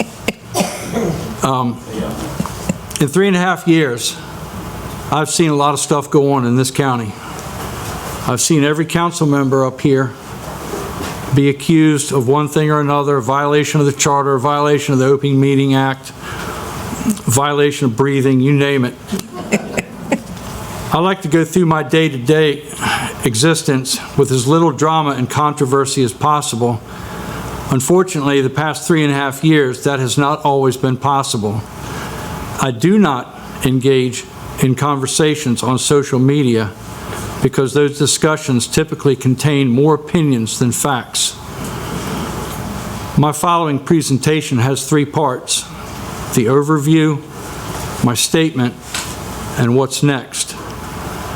For the overview, you might or might not know of a recent effort called No Queens Wicomico. This appears to share some of the less than professional activities and behavior of our county executive and has drawn some controversy regarding who is behind it and the signs that are in various locations around town. Mrs. Hurley, can you put up the first slide, please? That's a picture of one of the signs. There have been many allegations on who is running this effort. All are unfounded. I'd like to read an excerpt from the No Queens Wicomico press release on July 15th, in which they try to clarify their role. Quote, No Queens Wicomico is a locally based coalition of Republicans, Democrats, and independents who have put aside their political differences because of a shared concern about the leadership and direction of Wicomico County.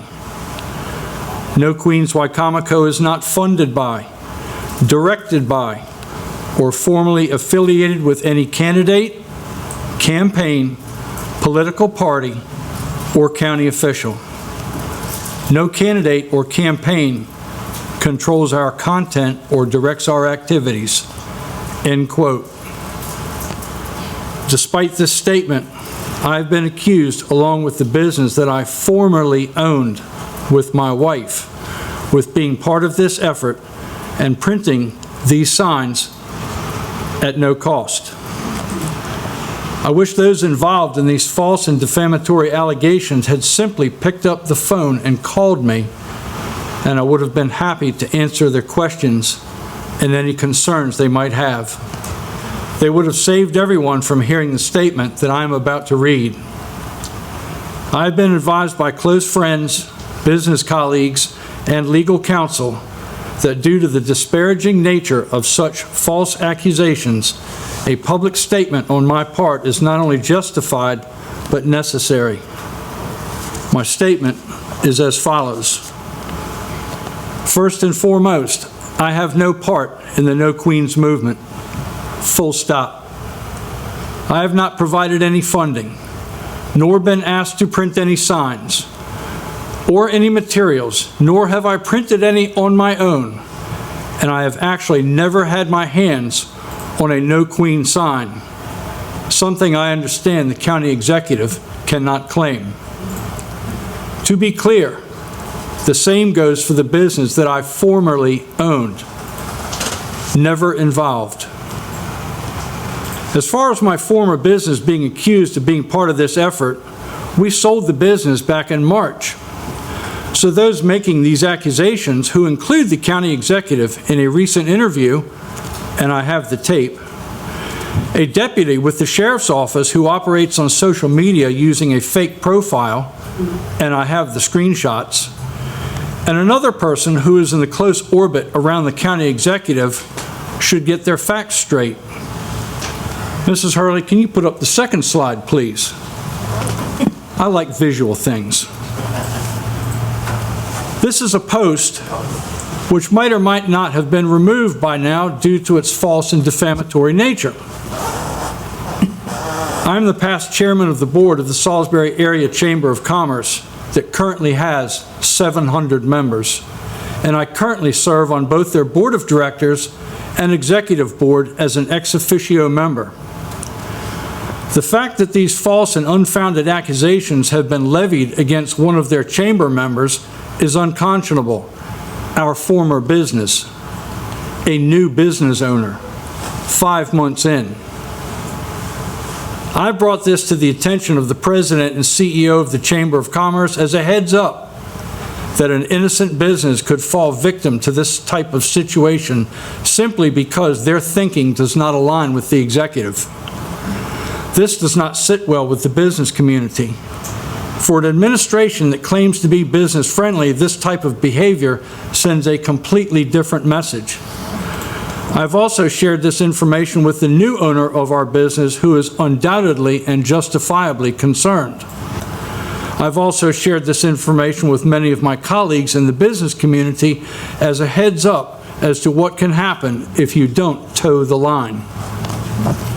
As an aside, our former business was a member of the Chamber of Commerce for the entire 16 years we had it.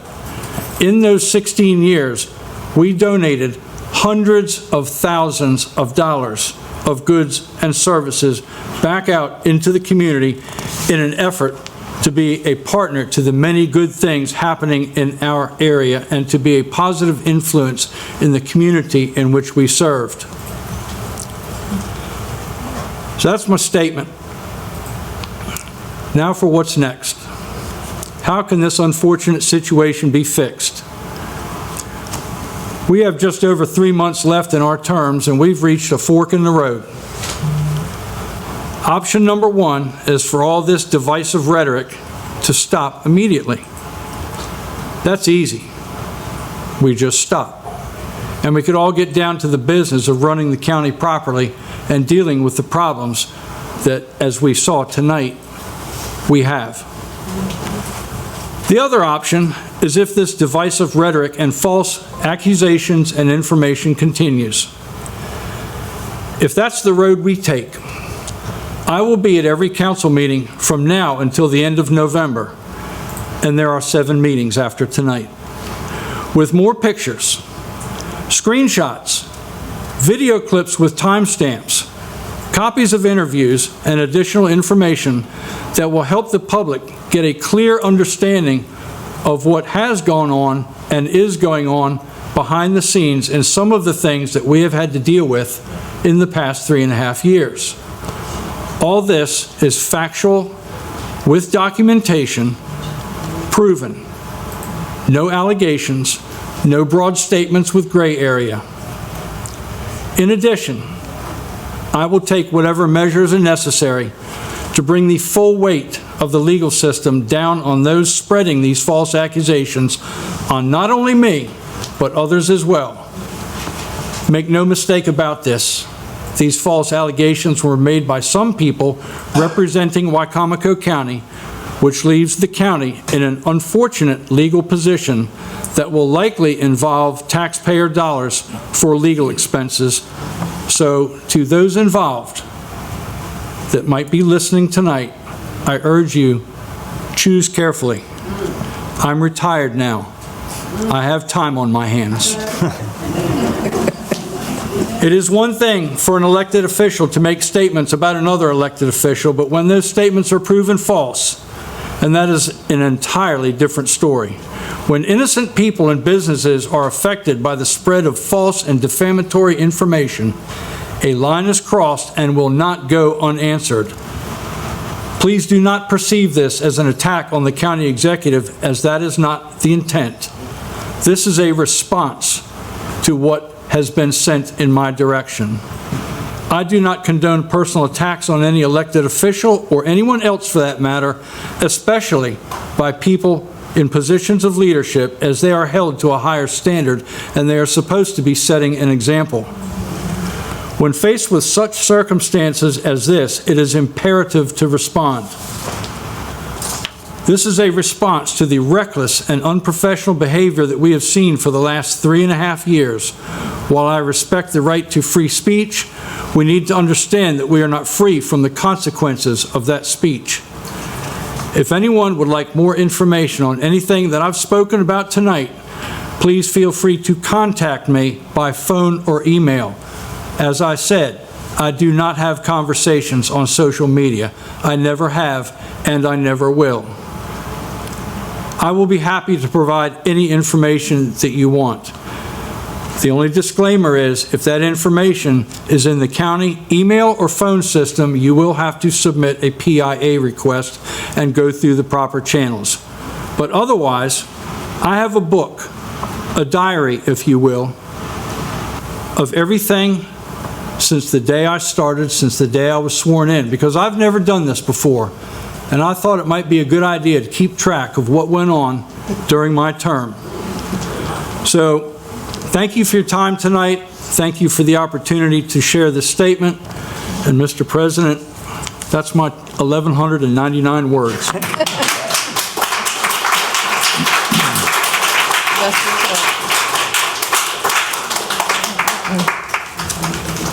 Thank you, Vice President Merritt. Now you asked me to top that. I'd like to thank everybody also for being here tonight. This is what local government is all about. It really is, and we really appreciate your presence. I know Mary Ashani and a few more of you here in the room. I think the question was, who has the fiduciary responsibility in reference to the nursing home? It's a really, really good question.